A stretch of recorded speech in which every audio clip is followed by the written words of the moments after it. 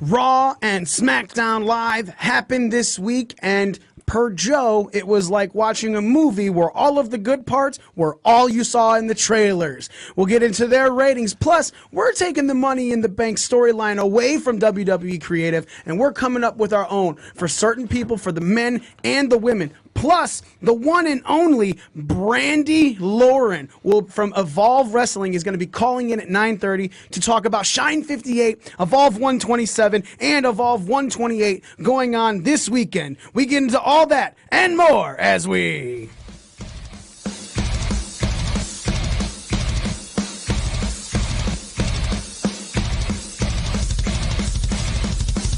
Are you ready? I said, are you ready?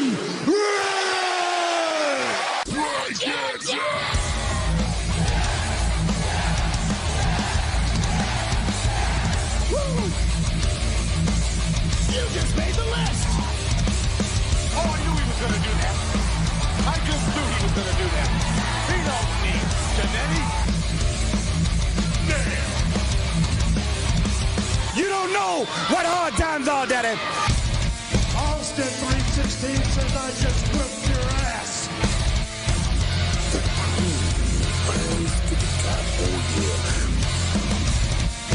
It's the man! What the rock is cooking! Bulletproof for life, good bout, and good night.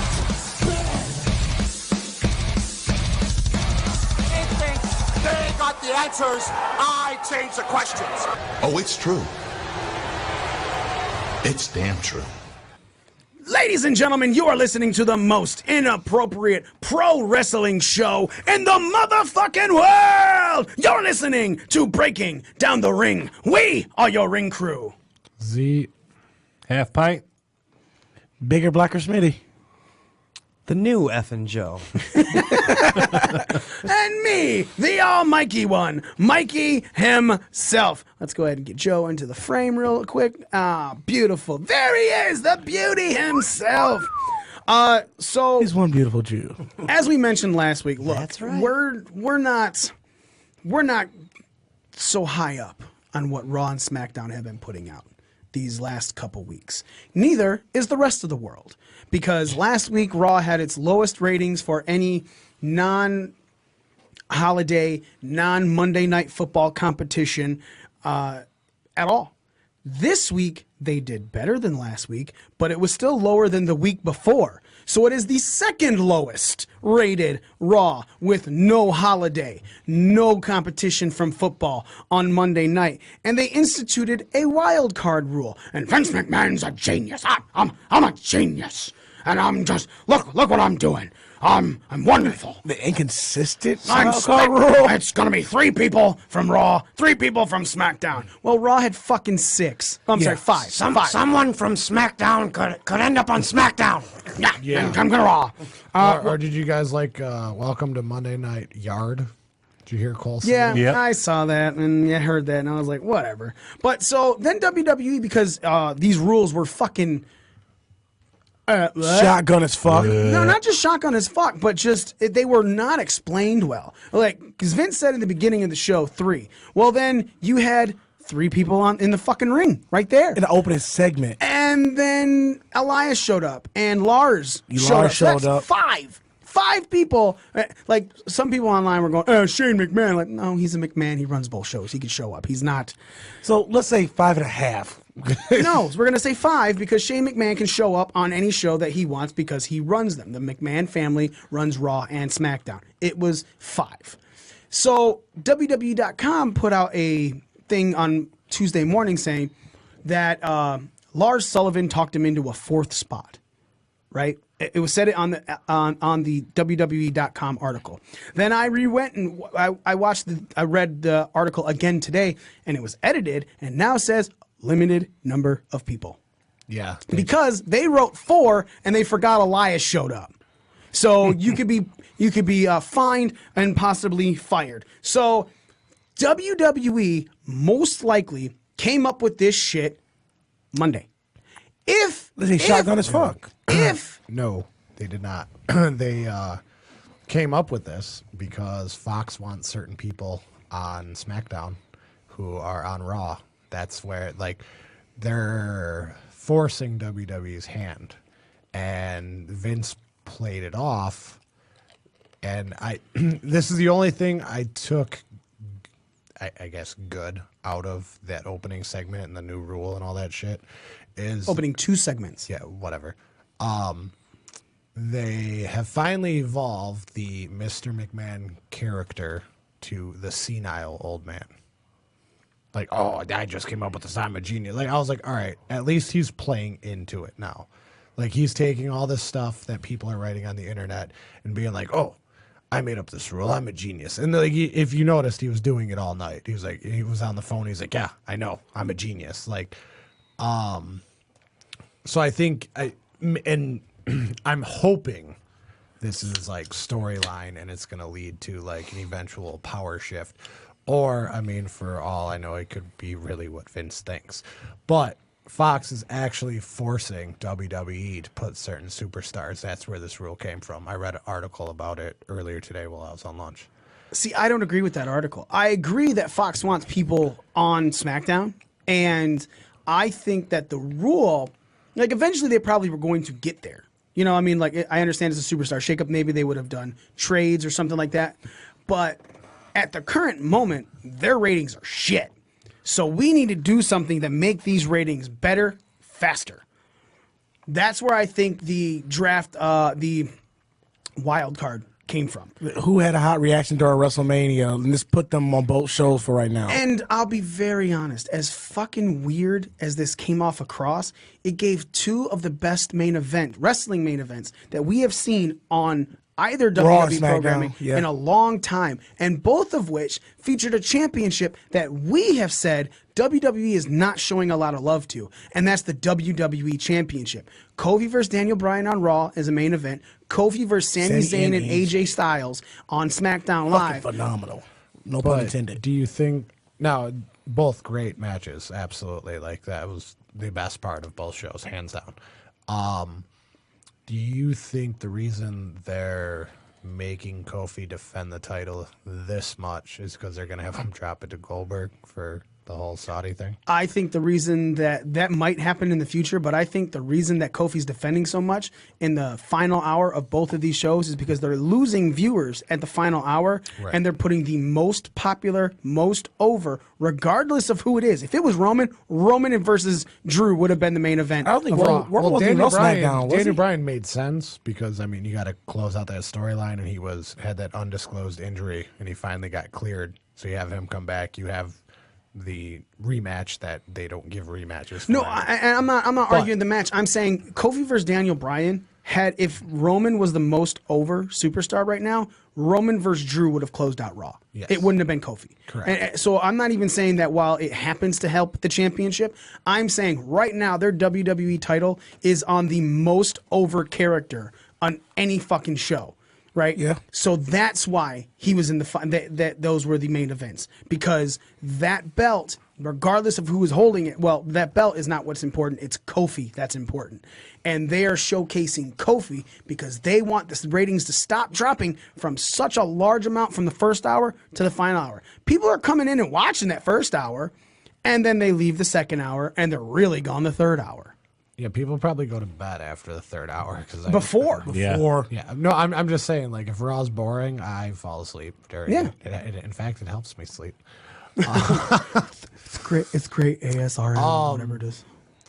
With that wild card rule, the only thing I didn't like a couple things about it, but the one thing I really didn't like was on SmackDown when Shane McMahon was just going to hand the titles over, and then the Usos come out and like, oh, we want to challenge for it. Well, you already know the Usos are going to lose because they're on Raw. You know, when I was watching it, I was like, I'm pretty sure the Usos going to lose, but at the same time, because of this wild card rule, it's very possible they could win. because they could then go back to SmackDown and then still show up on Raw, still do things on Raw. The Revival could then have come to SmackDown to fuck with them because of the wild card rule. So that wild card rule kind of takes out the absolute of what person would win or lose. But also, the one thing with the Superstar shakeup, I agree with the wild card rule for that reason, because the SmackDown tag team division pretty much got raped during the Superstar shakeup. What teams do they really have over there besides Heavy Machinery now? Well, they just created a new team in Daniel Bryan and Rowan. Yeah, but they were already together, but prior to classifying them as a tag team. Heavy Machinery. I believe the B team is on SmackDown. The B team, B-team. yeah. They broke the bar up. They broke the bar up. Yeah, The which Usos is fine as long as they give Cesaro a single. They broke up. Like Sanity's pretty much done because Alexander Wilson at NXT UK. Not pretty much, they're done. Yeah, they're done. And So Killian Dane went back to NXT. Killian Dane went back to NXT, and Eric Young went to Raw. Yep. Who besides those two teams? I'm thinking, well, the Hardys, but Jeff is hurt. Right, and that's why the Hardys had it, was because they were going to be the team to run with it. I'm on the wrong fucking... Yep, the Superstar shakeup raped the tag team division and SmackDown. Someone says on our Periscope broadcast, which everybody, if you're listening live on the Podcast Detroit app and you want to see us, you can go to Periscope app or on our Twitter at BDRcast, and you can follow us there, and you can watch the show live and obviously interact with us as well there. They said the tag titles need to be unified, and we've kind of talked about that. I'm all right with that. Got the tag teams and the women's titles, unify them. Well, so and for the wild card rule, they should have just made it the champions can go to each brand instead of like Left it at that. Yeah, instead of like 3 and now 4 and now 5, now a limited number. Because I watched like a condensed Hulu version. Did Roman even show up on SmackDown this week? Roman? No. Exactly. It's like, but that's crazy. That's what another thing is. I think the wild card rule was another way to keep Roman on your flagship show. Keep Vince's pet project on the flagship show. Man, and that's what was I didn't want to say this until I confirmed the fact that Roman was not on Raw. Yeah, but but I'm gonna tell you this right now. If you're arguing that it's Vince's pet project, then Vince's pet project is gonna be on both fucking shows. You know who was on both fucking shows? AJ Styles. And so was Kofi. I understand, but I'm talking about like if you want. But AJ's over too. Yeah, but so is Roman, dude. I'm sorry, he's starting to get the booze back, but he's still fucking over most likely. Well, I think it's dumb, you know. But at the same time, Roman wasn't on SmackDown. Who this? You know who this is. Ladies and gentlemen, welcome the one, the only, Evolve Wrestling's own Brandi Lauren. Brandi, how are you, love? I am doing great. How are you guys doing? Well, I showered today, so I'm good. I can't speak for the rest of the guys in this studio because I mean, I see you guys got some s'mores cupcakes over there, so I'd be doing pretty good if I was over there. Well, I guess one was touched. Yep. Destroyed it. 6 of them, 5 of us. One of us is going to get 2, and it's probably going to be Smitty. Black privilege. So, Brandi, there's things that are kind of blowing my mind right now about you. One, you're pretty new to Evolve Wrestling, aren't you? You know, I am new to Evolve Wrestling. However, I have been with WWN since my first year, before even my first year of wrestling. I used to go to all the shows when I was training and everything. I would go to Shine shows because they were right around the corner from me. And actually, my very first show ever was for WWN. It was for ACW. Oh. So as far as WWN as a whole, they've been there for me since the very beginning. But I have just now started wrestling for the Evolve shows, which has been absolutely amazing because it's such a huge platform, you know? And what's really great about this is you're currently the only person scheduled to be on every show this weekend that WWN's putting on. Shine 58 in Livonia, which is then followed by Evolve 127. And then in Indianapolis for Evolve 128, you're the only person period. Not just anyone, just Men or women. that is going to be on all 3 shows. How does that make you feel about that? Doing work. It's going to be an absolutely crazy and busy weekend, but I am like super excited. This morning I was just so hyped. I was in the car and I was talking and to my mom and everything like that. I'm like, man, this weekend's so exciting. I'm getting to do what I love, and Evolve is such a huge platform for me. I've even got to wrestle like a girl from NXT, and just there's been so many amazing opportunities that they've been giving me, and just being able to put me out there and having me on every single show, like, it's absolutely crazy, and that they value me that much. Obviously, you're a huge commodity for them, like you said. Otherwise, get that work. That's why they have you on all 3. And you mentioned the NXT. You faced Lacey Lane from NXT. You went over, and as a matter of fact, you're undefeated currently, if I'm not mistaken. I am undefeated in Evolve currently. I've been quite the winning streak at Shine as well. So, So when do we get to call you Brandi Two Belts? is that a good question? It would go over. I hear all of a sudden the word belt is allowed in any type of wrestling now. It doesn't matter where you work, you can say belt and you won't get canned for it. What a breakthrough. Right? Yeah, I'm still waiting for a shot at one of those belts over there at Shine. There's quite a few over there that look nice and pretty to me. I think, what is it? 4 belts at Shine? There is the Nova Championship, the Shine Championship, and the Tag Team Championships now. So 4 technical belts, but 3 titles. Yeah. All right, so we're shooting for Brandi 3 belts. Brandi 3 belts. She can run a gauntlet, man. 1 around the waist, 1 on each shoulder. Sounds like a plan. Here we go. Hey, I can carry them. Ultimo brand. Yeah, that's what I was thinking. So, Brandi, let's talk a little bit about your career. You said that you had started your first wrestling was with WWN, but how long have you been in the business? Who trained you? And who trained you? Sorry.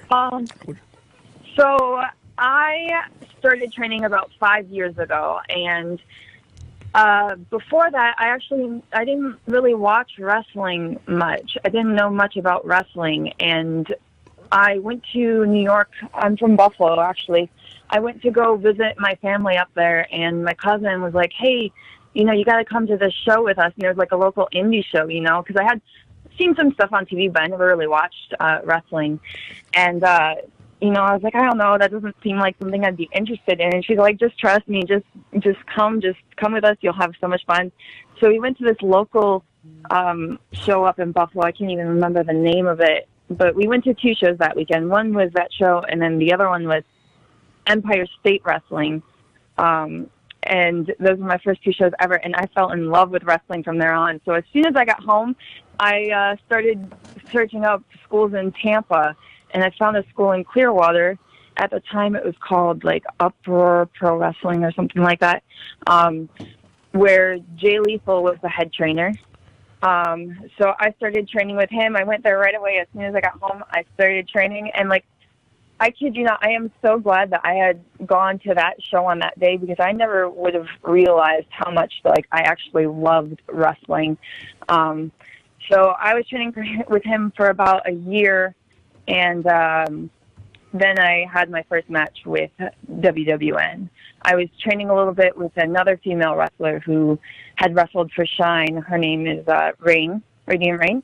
And she had, contacted some people for me and said that, like, I was ready for my first show, and if they needed someone that I, could be there and everything. So they ended up putting me on that first ACW show for my first match. And it's crazy because now almost, like, I'm at all the WWN shows now. I'm always at Shine. I'm on every single Shine show now, and it feels really good too, because I worked so hard in the beginning. Like, I was every single time I was there, putting the ring up, tearing it down. I remember one time just being one of like 3 or 4 people that showed up to put the ring up and tear it down, and now, I'm being able to be on the show with all these amazing, talented women.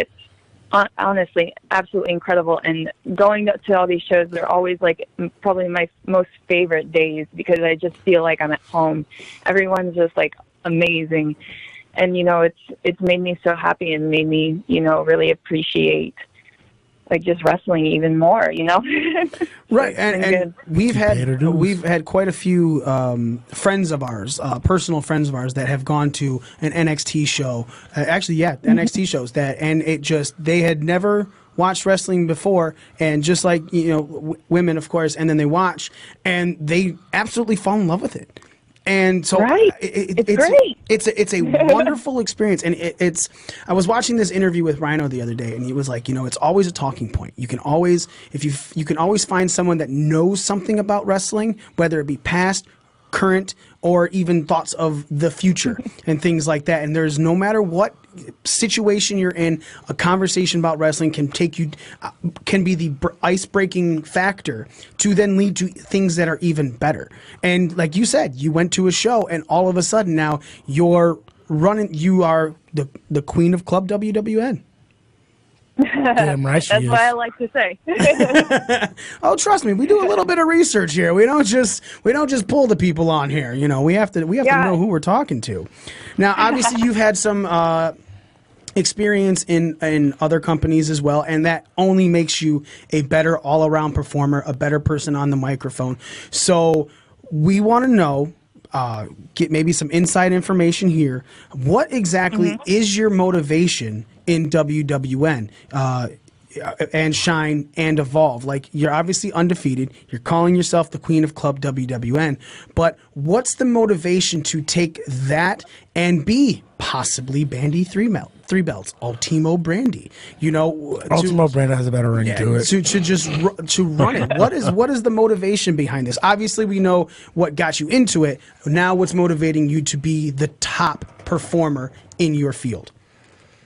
You know, I just want to be the best wrestler that I can be. And honestly, like, just being able to get myself out there and, like, be able to reach myself to more fans that have ever seen me or even may know me. Because, I mean, when I just started, like, the only people that knew me were the 3 promotions that I continuously, you know, wrestled at, you know, until I started reaching out a little bit more, which Shine helped me get so many different bookings on other shows as well, because it's such a huge platform. And that's really like my main goal is, like, I just want everybody to be able to, you know, see my wrestling. And like, cause that's just, I don't know, man, I love wrestling so much, and just to be able to share that with everybody, that is really what is super awesome. Even people that, you know, like, they know me from somewhere and they watch my match. They'll be like, hey, you know, I see that you're sometimes wrestling in Florida. Like, tell me when your next match is and I'm going to come. And they come, and then they're like, you know what? That was actually really cool. I know a few people actually that now started going to the shows more often just from, you know, me telling them about wrestling. And, you know, that's really cool, just being able to share what you love and, like, being able to share that with other people too, so that they can see something that they might not have seen before, you know? Right. And yeah, I totally see that. And when your love of wrestling shows from inside of the ring, it definitely affects anyone who's brand new to the product, walking into their first show ever, to even the most storied, you know, sometimes jaded wrestling fan. You know, they'll see that the person putting on a show in there is busting their ass. Whether there's possible mistakes, whether it's the most flawless match ever, if someone puts the effort into it, it is noted. And obviously you just gain more respect in that community from the boys, aka the men and the women in the back, and the people in the audience, no matter where they're sitting, from the high rises and the nosebleeds to right up front at the ring. I have to ask you, what, with 3 events going on this weekend, 2 of which are in one day in the Livonia, Michigan, the next one, Evolve 128 in Indianapolis, Indiana. What, because you're not scheduled, you're scheduled to be performing at Evolve 127, but nobody knows exactly what you're doing. Can you give us any insight into that yet?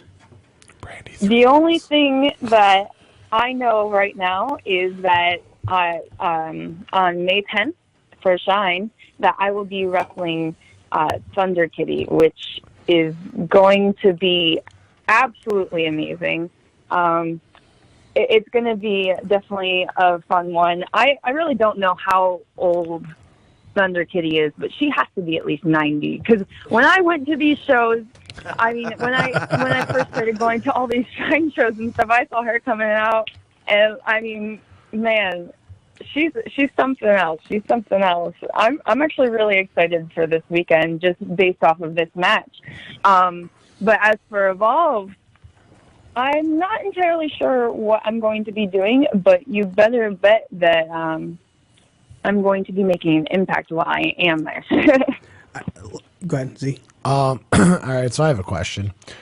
Throughout the indie scene, the performers like to pull ribs on each other while traveling on the road.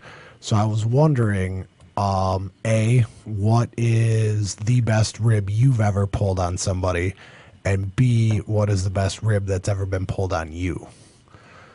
Oh, see, that's a good question, but the funny thing is most of the time I actually travel with my mom to a lot of shows.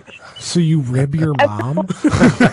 Yes, everyone laughs at this because they're like, oh, like I got this road buddy or that road buddy. My road buddy is my mom. That's awesome, though. Yeah, and every so often when my boyfriend's in town, he'll come to the shows with me too. But 9 times out of 10, it's my mom.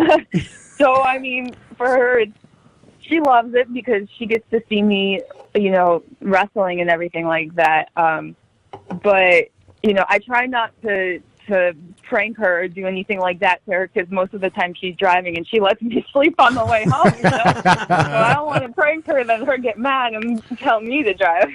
So you're tell me to stay awake. You're making that 18, 19-hour drive, huh? For the shows up to here. Actually, I fly in for those ones. Oh, okay. The most I usually drive is around to like Georgia and. I'm going to be making my debut in Georgia, so I'll be going there. And, she drove me to Miami, which is like a 5.5-hour drive from here. Yeah, so she doesn't drive like anywhere like insane, but I mean, a good 5 hours there, 5 hours back. That's a lot for her since, she's not used to any of that either. So I lived down there in the area for about 6 years. I not grew up, but I lived in Port Richey. So I'm okay. Yeah, so it's basically like, I went down to Clearwater Beach myself, had quite a few wrestling matches on there where people got a lot of photos of me getting suplexed a lot. How long ago was that you lived here? Oh, that was many a years ago. That was many moons. Yeah, like it was like 13 years ago. It was like 2005, 2006. The real question is, why did you go back up there? I hate snow. I hate that weather. God awful. Fuck you too. I'm a firm believer that in a Michigan winter, I can put on enough layers to stay warm. In a Florida summer, I can't get naked enough to stay cool without blowing so much money on an air conditioning bill. Well, you can, but nobody wants to see that shit. Nobody wants to That see or I'll that. go to jail. I'll be the next Florida man you hear about in the newspaper. My house is always at like 60 degrees. So Yeah. Plus, you probably have a fan on at night, as anybody should. Oh, of course. Of course. You got to have a fan on at night. People that sleep without a fan on. yeah, they're fucking psychos. We don't want to talk to them. We don't want to know them. They're all fucking weird people, and like just can't even deal with it. A lot of us are fucking fat up Not here right. anyway, so we like to eat and keep warm up there. So. They call me Brian Two Fans. I sleep stark naked, so Gross. No, that's you. That's our show for the week. How many people just tuned out hearing that? No cupcakes for you. Yeah, you obviously don't need any. No cupcake for you. So, Miss Brandi, I have to. What is your? We have talked about obviously some of your past, your introduction into the business. What motivates you for the future?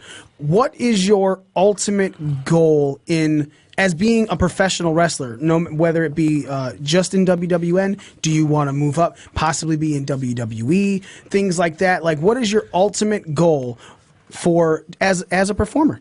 AEW. Ugh.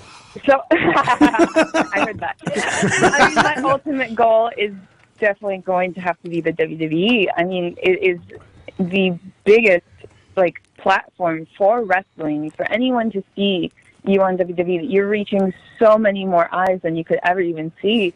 I mean, and that is why it is too a big deal with being with Evolve, and you know they obviously have a working relationship with WWE. So I mean, you see NXT superstars on Evolve all the time. I mean, coming up we got Cole's going to be there. Baby. You know, it's really exciting being able to work with a company that, you know, brings in people like this, you know, and has like a working relationship with us, and being able for me to say that I get to wrestle the NXT girls. I mean, you know, and I'm sure all the people that, you know, in the back, like they all see, you know, the matches between me and this NXT girl, and it's honestly, it's super, super exciting.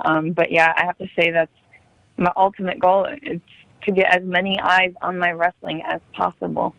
We saw this year, for the first time in WrestleMania's history, women were the main event, the final match on WrestleMania. That was with Becky Lynch, Ronda Rousey, and Charlotte Flair.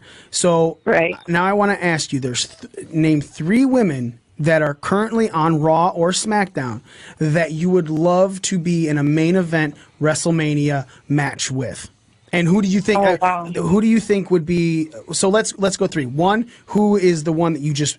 That's my number 1. I want to be there. Number 2, who do you think is going to be the most fun to work with inside the ring? And then number 3, just off the top of your head. Let's see. That's such a hard question.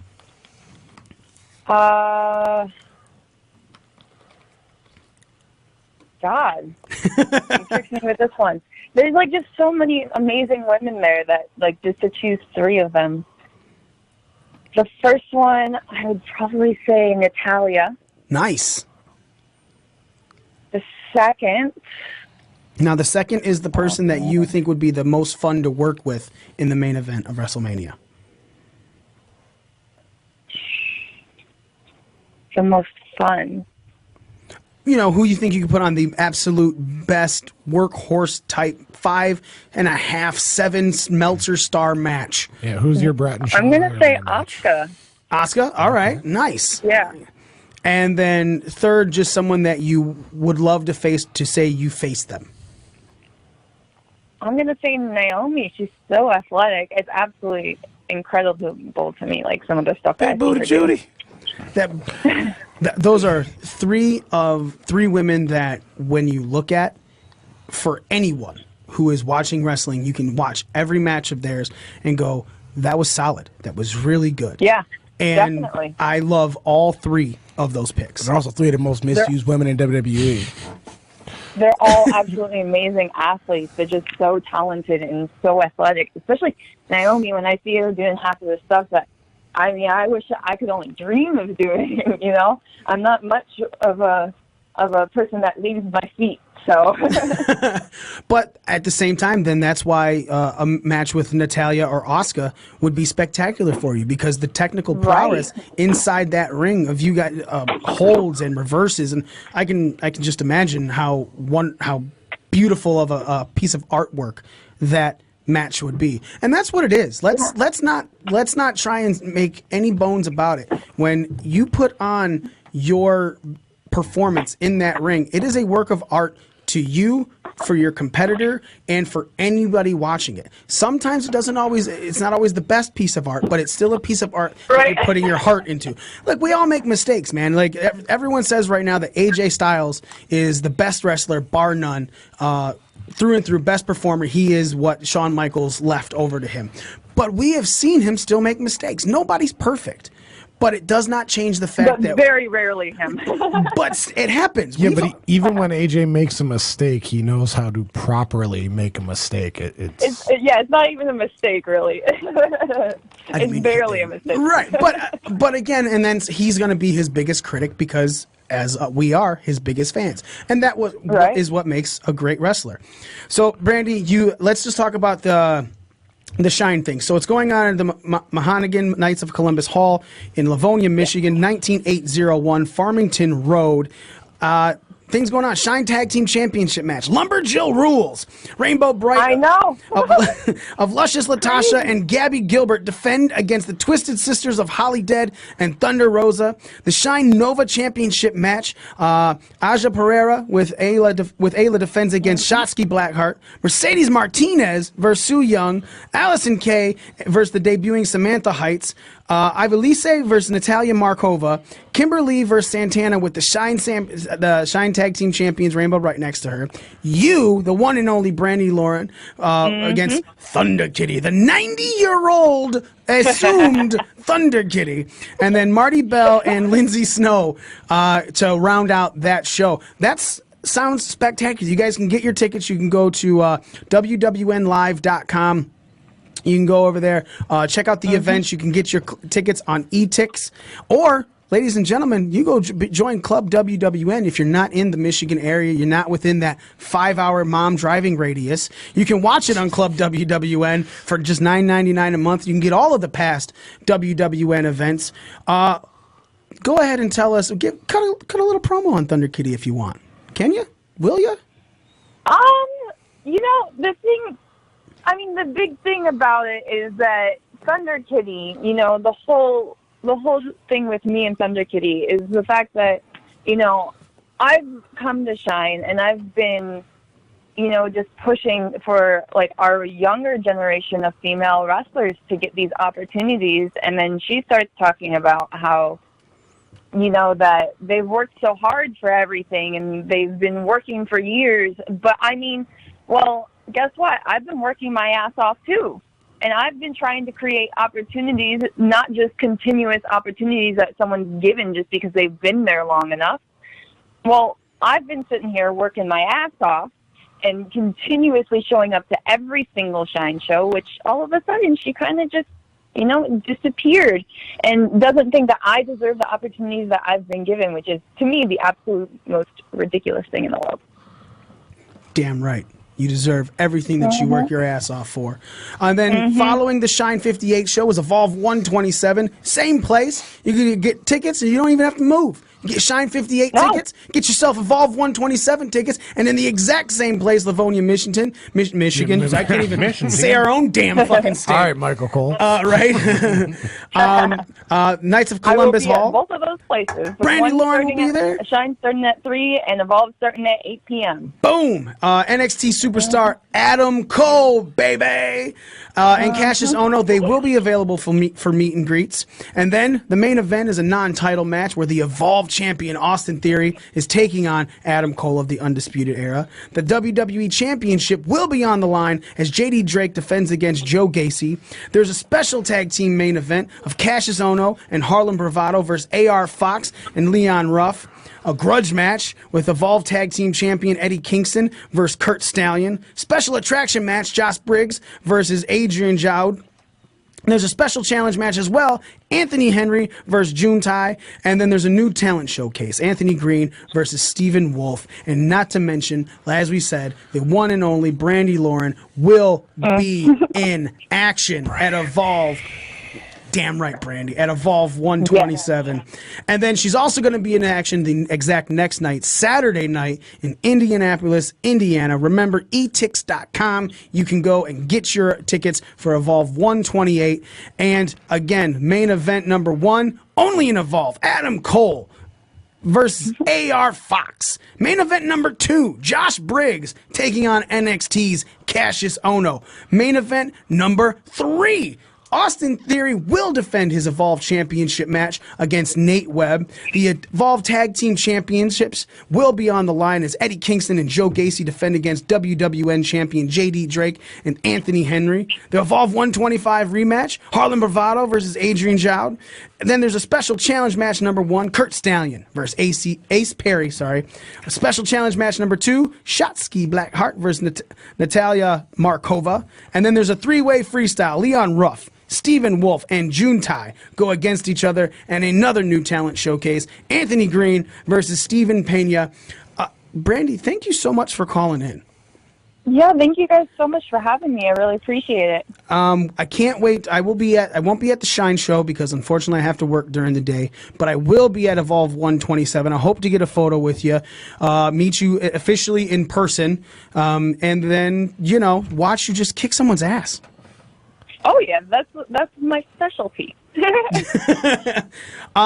So let everyone know where they can find you on all of your social media, Miss Brandi Lauren. Yes, everything is now just Brandi Wrestling, Brandi. Don't spell it with a Y because that's definitely not the way you should spell Brandi. That's not her. That's not her. If you guys are watching live on our Periscope or our Twitter feed, you can see right at the bottom, it's at Brandi Wrestling. So that's Twitter, Instagram.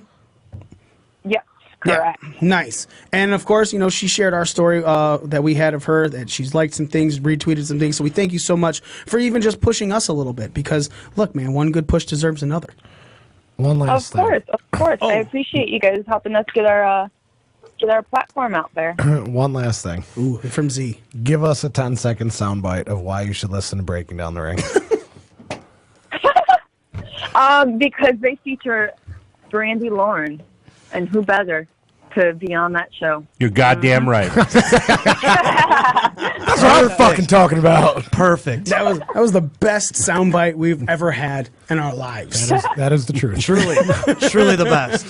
Brandi, thank you again so much for calling in. Can't wait to officially meet you this Friday night. And we hope to have you on the show again when you're talking about how you're going to be facing someone for one of the Raw or SmackDown Live Women's Championships, if not before. I would like to see her go against Allison Kay, the current NWA Women's Champion. Brandi four belts. we were feuding for well over a year, so it's definitely possible. Boom, baby. All right, Ms. Brandi, thank you again so much for calling in. We hope you have a great night, safe flight to up here in Michigan, and we can't wait to see you Friday and Saturday for Shine and Evolve. Yes, thank you guys so much. I'll see you then. Thank you. Talk to you later. Bye. Bye. Ladies and gentlemen, once again, that was the one and only Brandi Lauren. You can find her on Twitter and Instagram at Brandi Wrestling. Like she said, don't spell it with a Y. It's BRANDI WRESTLING. And you can see her. Wrestling. And you can see her at Shine 58 on Friday in Livonia, Michigan. You can also see her at Evolve 127 in Livonia, Michigan, as well as in Indianapolis, Indiana on Saturday for Evolve 128. She'll be in action. The only star for the entire WWN that's going to be at all three shows. And that's awesome, man. The Queen of Club WWN called in. So, if Thunder Kitty is really 90, wouldn't that just make her Thunder Cunt? No, it would be a cat. Be Thunder Cat. Jesus. Shit just escalated. I mean, that's how I would have cut the promo. Maybe her kitty is thunderous. That's how she got the name. That or is just a mess down there like a thunder. Oh, on our Wikipedia page it says 97 years young. On Thunder Kitty's Wikipedia page. Maybe Brandi hacked it. I would love that. Oh, yeah, she's like 97 now. That's what she is. Sorry, sucker. I was just actually looking at it when she said Thunder Kitty. So I look up Thunder Kitty and it says 97 years young. And I was just looking at it. Just close it out. Oh, here's Thunder Kitty. Right there, Twitter. 97 years young. Thanks, Mitty. Wow. I was just holy shit, she's old. Wow, she really is. That's some captivating shit. That makes R-Truth like 107. Hey, in black years. Yeah, 25. Exactly. So as we were talking about all this new wild card rule, like we said, Joe, you had the lovely quote of saying it was like watching a movie where the only good parts were the trailers. And because, like we said, Raw, it was better than last week's. But that's like saying it was better because it wasn't a diarrhea type of shit. I was just about to say it. That's like saying this shit wasn't as drizzling as the previous shit. Right, like a little more solid, a little bit more fiber. Right. I was literally just about to say that. I can't believe you were It's thinking. like going to a baseball game on a Friday and your home team gets beat 13-0, and then you go the next day and they get beat 1-0. So you're like, oh, it's better. It's not great, but it's better. So, Joe, you were watching this and you were like trying to choke it down, just like the rest of us. But you haven't been here in a couple weeks. No, I was with Daniel Bryan, doing some self-reflection in solitude. Some meditation. I get it. We've both Is that your hot body Good for chamber? you. we've both been on a hiatus since WrestleMania. And you're both came back and you this both week. don't have a championship. Yeah. That's right. We are going to be the new planet's champion. So, Anyway, just kidding. for the past couple weeks, obviously, superstar shakeup and everything like that. The superstar shakeup that went from a 2-day to a 1 month long thing. But it would almost be smart of them to be like, all right, guys, I know we said it was going to be this week, but we're going to do it throughout the whole month. Like the whole month of April is free agent month. Yeah, but they didn't know because they didn't know that their ratings were going to tank the way they did. And whoa, did they tank? And in some things, they shifted I mean, around. when was the last time the because of ratings were personnel. actually good, though? Last year. But it doesn't change the fact that they're now hitting record lows. It's just been a steady decline Right, since the end of the summer. And we have all talked about ways that we have wanted to see things change and how things could happen. But Joe, back to you. So you're watching this. You're keeping up with as much as possible. And what are your feelings on all this stuff, man? I hate it. I mean, I'm ready to check out, honestly. The only reason you watch it is because hi everybody. Team Eaton. Cheers. Yeah, cheers, Joe. Cheers. I'll cheers y'all with my empty you go. beer. No, fuck Cheers. you. Degradation. Team degradation. Clink. Fucking Yeah. Kesslers. That's all I can find. Good Lord. There's a huge fucking bar out there. I'm really glad I didn't do that shot now. So anyway, you fucking hate it. Ready to check out, Joe. Yes. The only reason I really keep up is because of this show. Even though I haven't been on the last couple weeks, I still feel obligated to be as up on it as possible. Though I got to say, when I watch it, it's very easy to get distracted by my kid or my phone or the dog or something, and I'm not taking it all in. That's why. And normally, if there's something that I kind of miss, I would go back and like rewind and make sure I don't even care. I just It's a chore. I don't. It's more than a chore. It's work. It's like a job that I dread going to. It's Yeah. becoming. Because you're like, oh, what did I miss? And then you rewind it, and you're like, really? Like that's I what missed? I wasted my fucking time for this. Like, I could be doing so many more things. dude, I've just been reading bullet points lately. in years past, I would have like checked out by now. Like I've said before, like on the show, during whatever year or era it was, like during the 40-man Rumble, I was like checked out for like a year before that and a year after that. The product was so bad.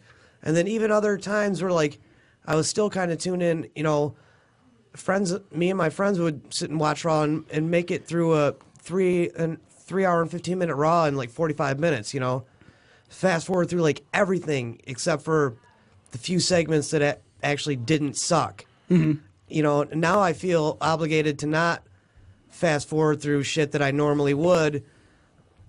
And it's fucking terrible. Vince is insane. He's a genius. If he's trying to portray whatever character on TV, I mean, he's so petty, dude. He's burying the Revival because they want out of their contract and he won't let them out. He's not even giving Harper anything Luke to Harper do wants because- out of yeah. his contract, won't let him out, going to keep him on the bench until November. Like, that's so fucking petty. Why is that petty? Because he doesn't need to do that. He doesn't need those guys. He's won. No one's ever going to beat him. AEW's not going to beat him. Nobody's going to beat him. He won. This is where I disagree with you. Because the Better do WCW. last big wrestling company that failed because the network they were working for was telling them what to do. If Fox is really telling WWE what to do, I could see AEW being the WWE in the Monday Night Wars. No. I'm just saying. Why not? I agree. Because- Time Warner's what killed WCW overall. You agree with what? I agree with Brian. I don't. WWE is like an albatross. That's the wrong word. It's an unstoppable. It's like a snowball rolling downhill that keeps getting bigger and bigger and bigger. And You can't say that though. But now because- that's happening Dude, to the ratings. It's getting lower and lower and lower. It doesn't like a matter. cliff. It will still always be a monster. Look at WrestleMania. You could have, fucking a cat versus a dog in the main event, and WrestleMania is still going to sell out and make a lot of. It doesn't matter. Okay, but the thing is, if the WWE is not going to change to improve what's going on, which is catching people to tune out weekly, more and more weekly, to where you're hitting record low numbers, nobody's going to pay any attention anymore. The NFL, sure, yeah, they sell out the Super Bowl because it's the Super Bowl, but at the same time, the minute they started doing things to where the majority of the fans stopped checking out and the TV ratings were going down, the NFL switched things up to. The Colin Kaepernick thing was one thing too, but we're not getting to that. But WWE will do what they need to do to stay in business. Do you actually see the NFL going out of business? No, no, I don't. No. I don't see the WWE going out of But business at the same either. time, the NFL has no real competition. Yeah, neither does WWE. But the WWE is also not made up of 32 billionaire owners. It's just Vince. And you have to also remember, man. AEW is already winning the ratings wars, and they don't even have a fucking show TV yet. contract yet. That's not true. Well, that's impossible. I mean, I'm just saying they're setting record lows. So if AEW had a television contract, they would probably be higher in the ratings than Raw or SmackDown. Well, okay. Only because well, I would tune out. The first few shows for sure, just because of curiosity. Just like the factor. Monday Night Wars when I was a kid. Nitro first started. Okay, Raw sucks. I flip over to Nitro. Oh, hey, I like this product. Well, they're better. not going to be going head to head on the same day, though. I understand that, but I'm just saying, like, if there is an alternative for disgruntled fans such as ourselves, we are going to check out the other product, if not because we're interested, just out of spite. Yeah, but that's true. All that being said, I think there's no chance in hell that WWE goes out of business. And I'll be all like, WWE is the new WCW, and AEW is possibly the new WWE. No, because AEW does not have 30 to 50 to 75 years of history behind it. True. AEW has 0 years. Well, what's scary to me is what are they doing to attract new fans? Like I read an article a while back, just wrestling in general, even WWE. The average age of their fan is going up every few years. So, like, right, but they like cater to the way they cater is they're catering to the age going down.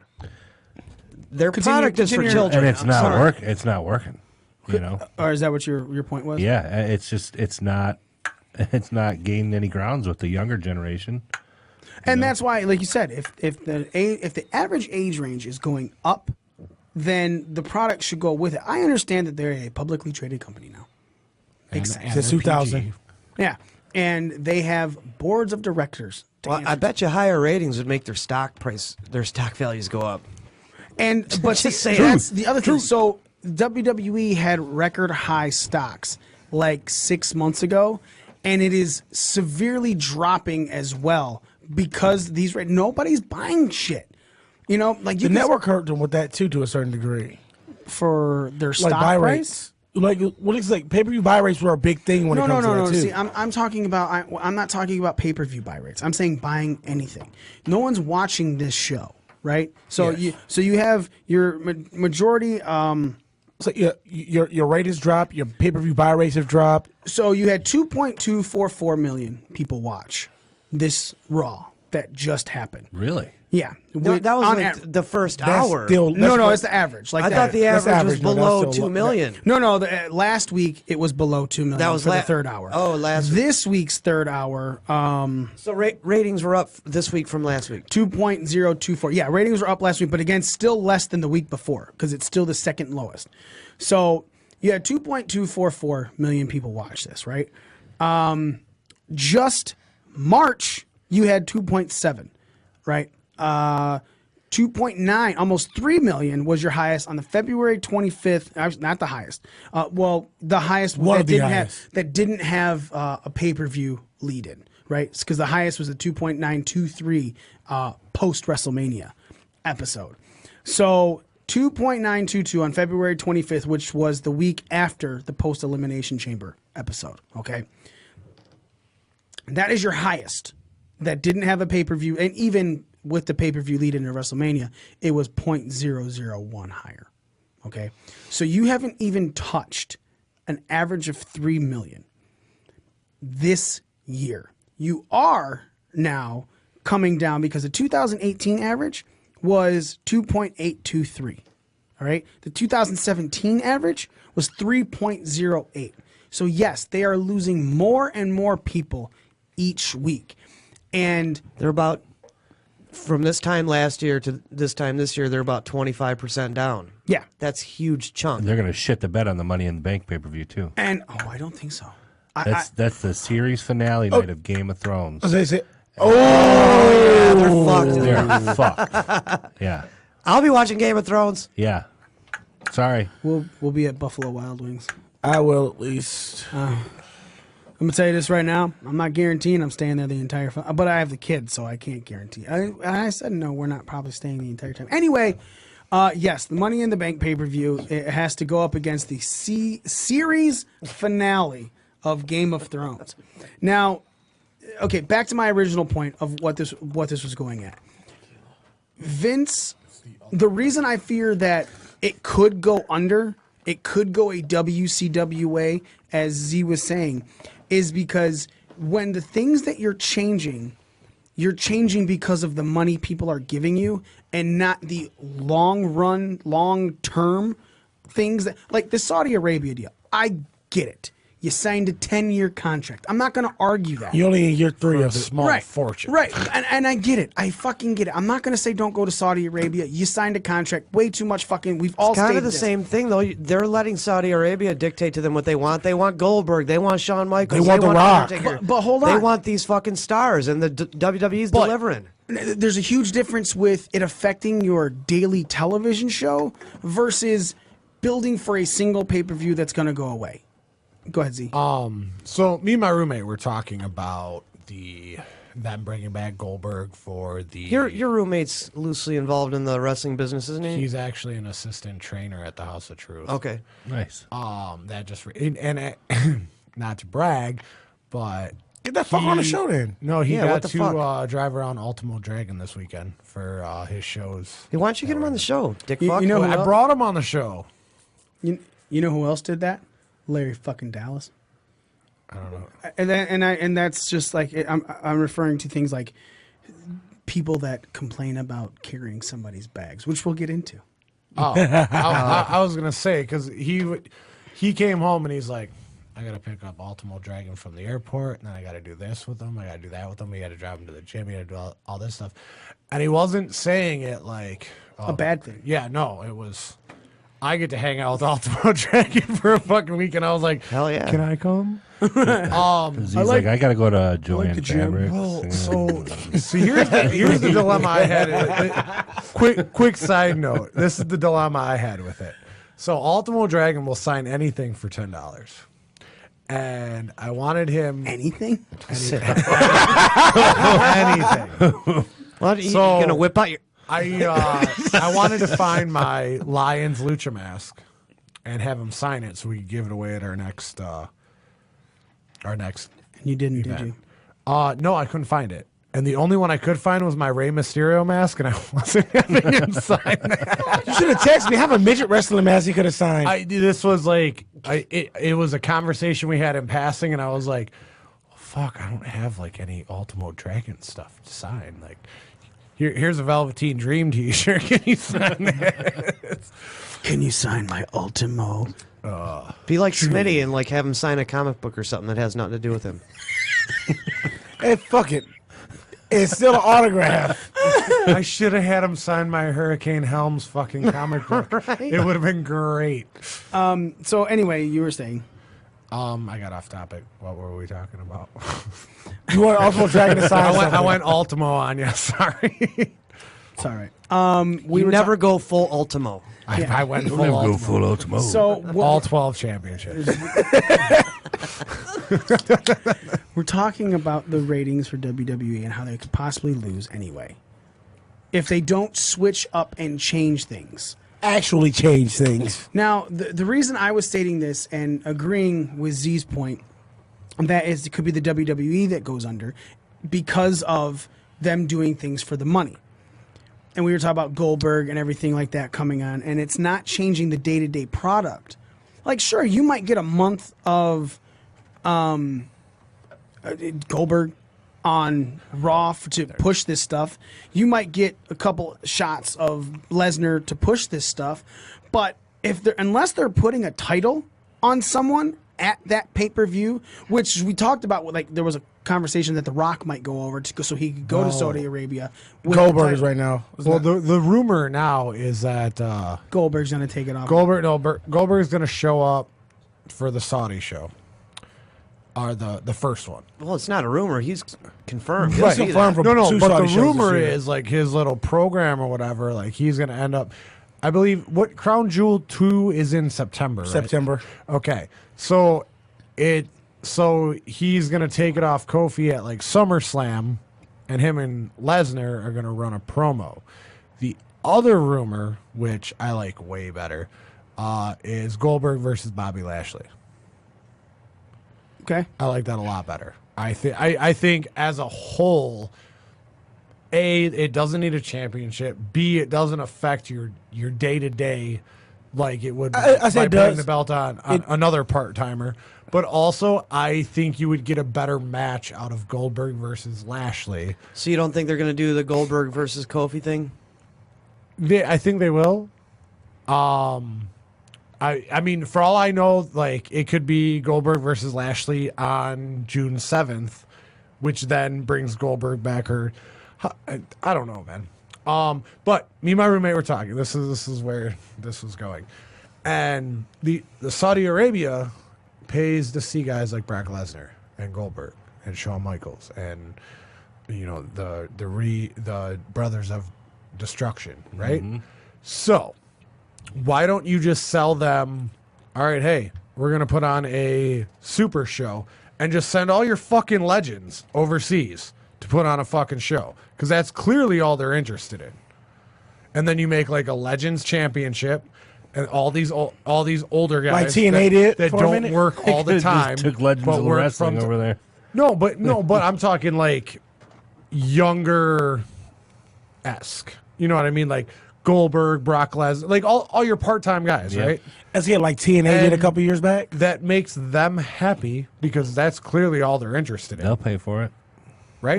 What is what they're paying for, yeah. Yeah, I mean, like, so instead of ruining your day to day, like, come up with this like subsection of your roster, which is guys like Shawn Michaels who may work one match a year or two matches a year, but now it's in Saudi. You know what I mean? Like, it's not a bad idea. I could see that. And a lot of these guys, you got to under a Legends contract. Like, here are your 2 appearances. So I agree with that, but it also takes away from the conversation that we were having in regards to them doing things for the money. Now, like you said, the rumor is that this wild card is happening because Fox wants certain people on. That's one of the rumors. I don't know, but I think Vince is just scrambling with all that. I don't think that's a Fox thing because he's got plenty of time to get people switched over to shows for Fox. No, but see, that's the thing about the Fox deal. The Fox deal is not permanent yet. It's still In limbo. It's still pending. So What do you mean it's still pending? it's not official. They can cancel it anytime up to a certain date. So Fox is like, okay, At least 6 we months want into you the to do deal. this, or we're going to cancel the deal. We want you to do this, or we're going to cancel the deal. much- That type of shit. WWE has to kiss It's ass like, for at least it's like 6 holding months. an axe over WWE's head. And if they're wanting like 3 million viewers a week and they're getting 2, what are you going to do to build that number up? Not even for SmackDown. Yeah. SmackDown's going under. Bring, No, it, to I- bring it to the table and they're not. This is what I've read, and from what I've seen on screen, kind of makes sense. So, do me a favor. See if you can find that article. Z. I read so much wrestling shit. Yeah, but you have it somewhere in your history. Allie's putting together furniture. Cool. So, Joe, are you dead set that you think there's no way that WWE could go the way of WCW to AEW? Like, let's say AEW comes out with this big money backer and they get good, because they're already admitted that they're paying for their television time. Like, No, That's not true. That was rebutted. Someone came out and said that's not true. That they're not paying? A source from within the company squashed that. I'll be honest, even if they were, I thought that was genius because you could definitely go the way of Impact, who had Pop and who had TNN and they were losing and everything like that, or you could go the way of possibly paying for a much better network that would get you higher ratings and more things right off the bat. But you're saying there's no way WWE loses to AEW in the long run at all in any other company, not even AEW. Let's just say even New Japan or Ring of Honor at all. There's no way WWE could get bought out by one of those other places. No, no. The only way I see like things going really south, like what you're talking about, I mean, I think that would cause a domino effect for the whole industry to go south. Because like, say WWE is getting terrible ratings, which they are, and this trend continues. Well, that gets Fox and USA and the TV people and the advertising people talking, and they're talking negatively about wrestling. Well, wrestling sucks because Vince's product sucks. All they see is wrestling sucks. We're not going to put wrestling on our stations. We're not going to back wrestling. We're not going to have our advertisers put their commercials on.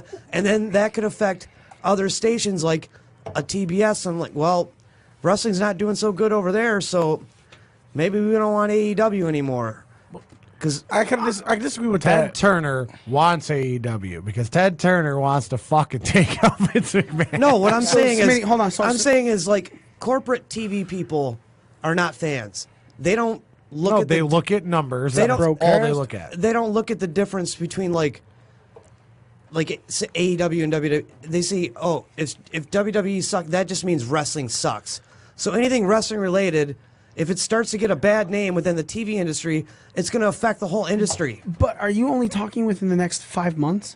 No. So you're talking long run. So let's say a year from now. I'm just saying that- long run. I'm sorry, that's what I was getting to. Let's say long run, a year from now. AEW is pulling in 3 million per episode, 3 million viewers an episode. WWE is pulling in 1.2, right? Because if we're looking at the trends, so if we're looking at the trends, WWE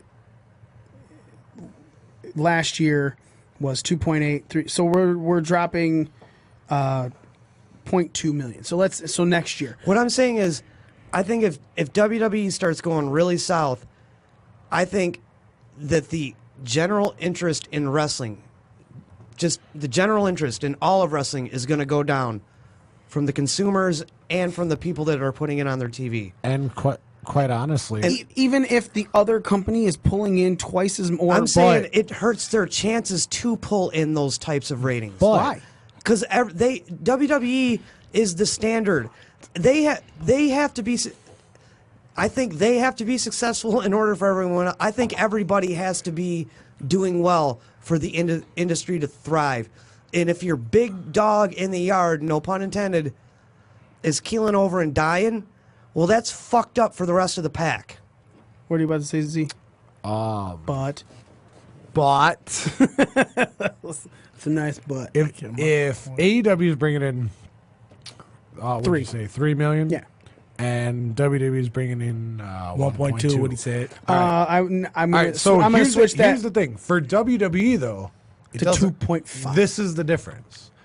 AEW is looking to pay a TV company to put them on the air. TV companies are looking to pay still just a WWE. rumor, I'd say. We don't know No, that but to be true. they're shopping a TV deal, so they're looking to pay for a slot. But Whereas, before you're let's take That's that not off necessarily let's true, take that though. off the table because he said that was debunked by someone in the company that they're being paid for this. being paid for the Yeah, someone's TV paying AEW to be on their network. Okay. Well, then my point is mute then. It's moo, like what a cow Whatever. says. Moo. 'Cause it doesn't matter. moo. It's always moo. Bitch, it's a cow. My point to you, Joe, is that while the big dog in the yard may be keeling over and dying, there's a new pup that's running around doing just better than that big dog was doing the last 3 years. You don't Yeah, know but the that things yet. I learned about Pups. No, is if that's you what piss I'm that old saying. dog off, he's gonna fuck that hold on. pup. What I'm saying. That's another thing. Maybe. So can or I it could be finish like my a point? Lions. Can I finish my point? Yeah. All right. So you're right. I don't know that, but my point is that if AEW is doing better than WWE, like better, like myriad better, pulling in 3 million viewers to when WWE finally succumbs to it and goes out at 1.2 million and say, okay, no one's paying us. We're moving down networks. We have to have our own network now. We're just going to put Raw and SmackDown on the network now, right? And then they're still only pulling in partial numbers, and they're starting to go back to where Raw began. That means that they're not selling the tickets, which means they're not getting any money in. So eventually, all this stuff is a lot of big what if scenarios. But I understand that. But WrestleMania 6. I'm saying that if the WWE is dying while other people are thriving, nobody's looking at that going, oh, wow, wrestling sucks. Because they're like, yeah, wrestling sucks. But wrestling right there is pulling in the numbers that you're hoping this one Like pulls New in. Japan is pulling to in Joe's money. point, AEW 's pulling most them over people that triple. are casual fans think of wrestling as the WWE. And I am not arguing the casual fan experience. I'm talking the business experience. Because no matter what, the business people think about the money. And if you're looking at it and this one is falling and not producing any money, but this one is, then this is where you're going to go. And that's what a hardcore fan comes into play. That's pretty high aspirations too to expect AEW to pull a 3 million rating within a year of having their first show. I mean, we all love these guys. We love the Young Bucks and Cody and Kenny and all these. We're hardcore fans. The rest of the country's not like that. I agree, and I'm talking. And the reason I say next year at this time is because my thought process is in the first 6 months is the honeymoon period. Literally, there's probably one guy in that company that casual fans know, and that's Jericho.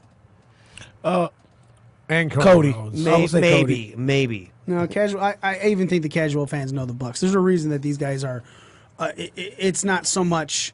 They're putting out huge numbers on a YouTube show. I wouldn't say the casual fan knows the Bucks. I wouldn't either. I mean, if They've heard of there's them. a fan between like Smark and casual fan, they probably know of the Bucks. But the casual fan probably literally only knows WWE.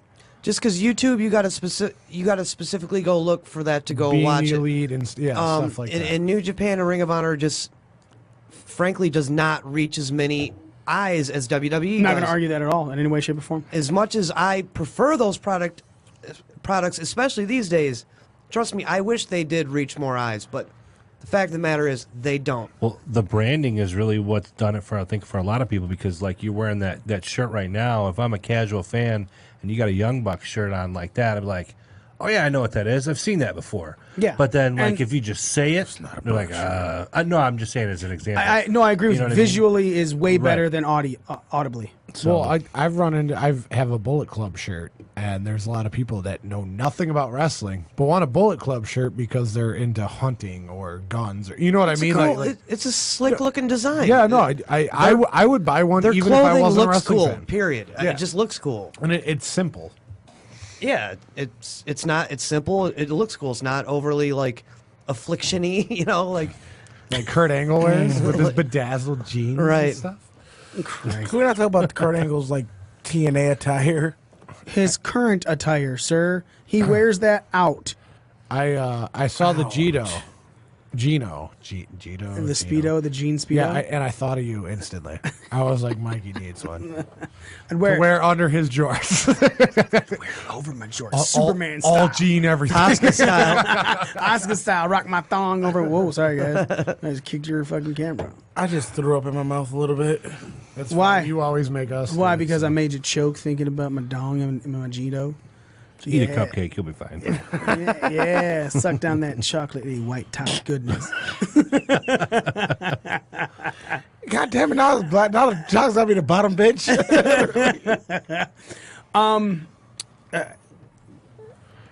It's like Smitty doesn't know whether to puke or get hard. It's like when he lost his virginity. Right. So I cried. we team.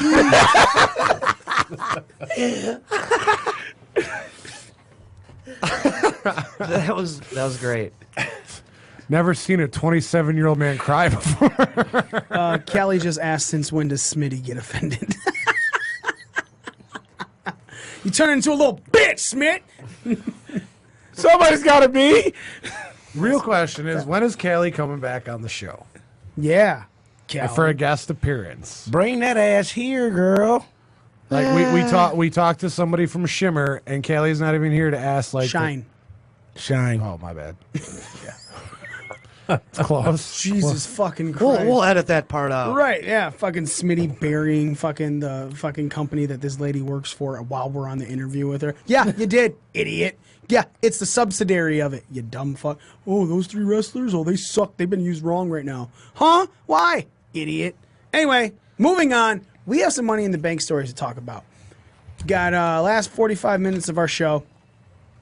And Callie says Z is acting like Smitty. All right, fine. Don't come back on the show. So we did a little wheel test, Does this ladies and gentlemen. Does your chest look like Smitty's?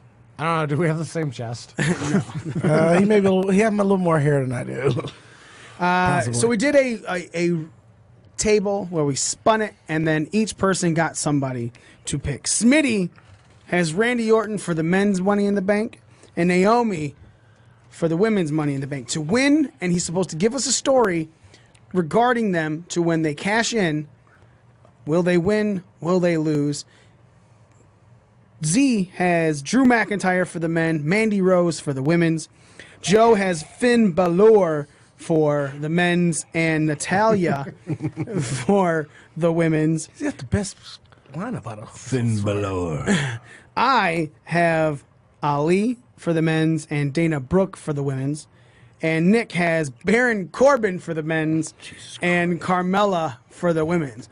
I'll be honest, man. Dana Brooke for the women and Baron Corbin for the men are the 2 lowest, right? So you and I, Nick, we're there. So I Smitty, have the 2 winners, period. Drew and Mandy. So Smitty, let's start with you, but let's start with the woman's Money in the Bank. Naomi. Naomi, on the night that Game of Thrones ends, somehow. Get the drinks ready. Oh fuck! He's gonna. Shit. So we have to do the shot for fodder. So Naomi You just wins. said it, so now we gotta no, do no. 2. It's just when Smitty says it. Yeah, no, you're right. It's when anyone says it. So drink the beer, fodder. Twice. I know what I did. All right. So Smitty, Naomi wins the night Game of Thrones ends. How long does it take Naomi to cash in? Who is it going to be against? And will she win? Give me a story, brother. 2 months, cashes in, tries to cash in on Becky, and literally loses.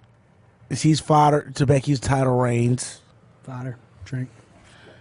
And it leads to her trying to take the title another 2 or 3 times where she continues to be fodder. Drink. Stop it. You're the worst storyteller ever. Right? Like he's just like, oh, here's the ending of it. Here's where's and I'll be up because like this is the only thing I can see because there's no way they're gonna give Naomi that case. Outside of here's the Your thing. story was You're supposed to be if she does get the case, how? You're creative. You're creative. They went to give her the belt. They look to you and they say, now give her story with this fucking case. And you go, well, she's not going to win it, so I don't have to fucking do this. And with that creative story, you can no longer be mad at WWE Creative.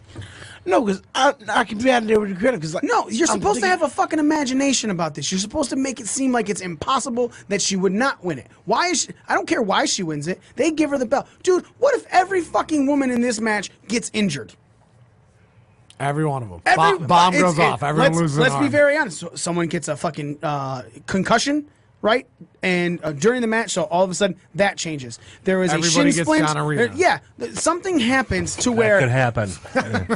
something happens to where Naomi is the only choice of person to win this, and she gets it. But you're sitting there going, "That's never going to happen." So I'm not even going to think about this. I have Dana fucking Brooke, and I got a fucking story told.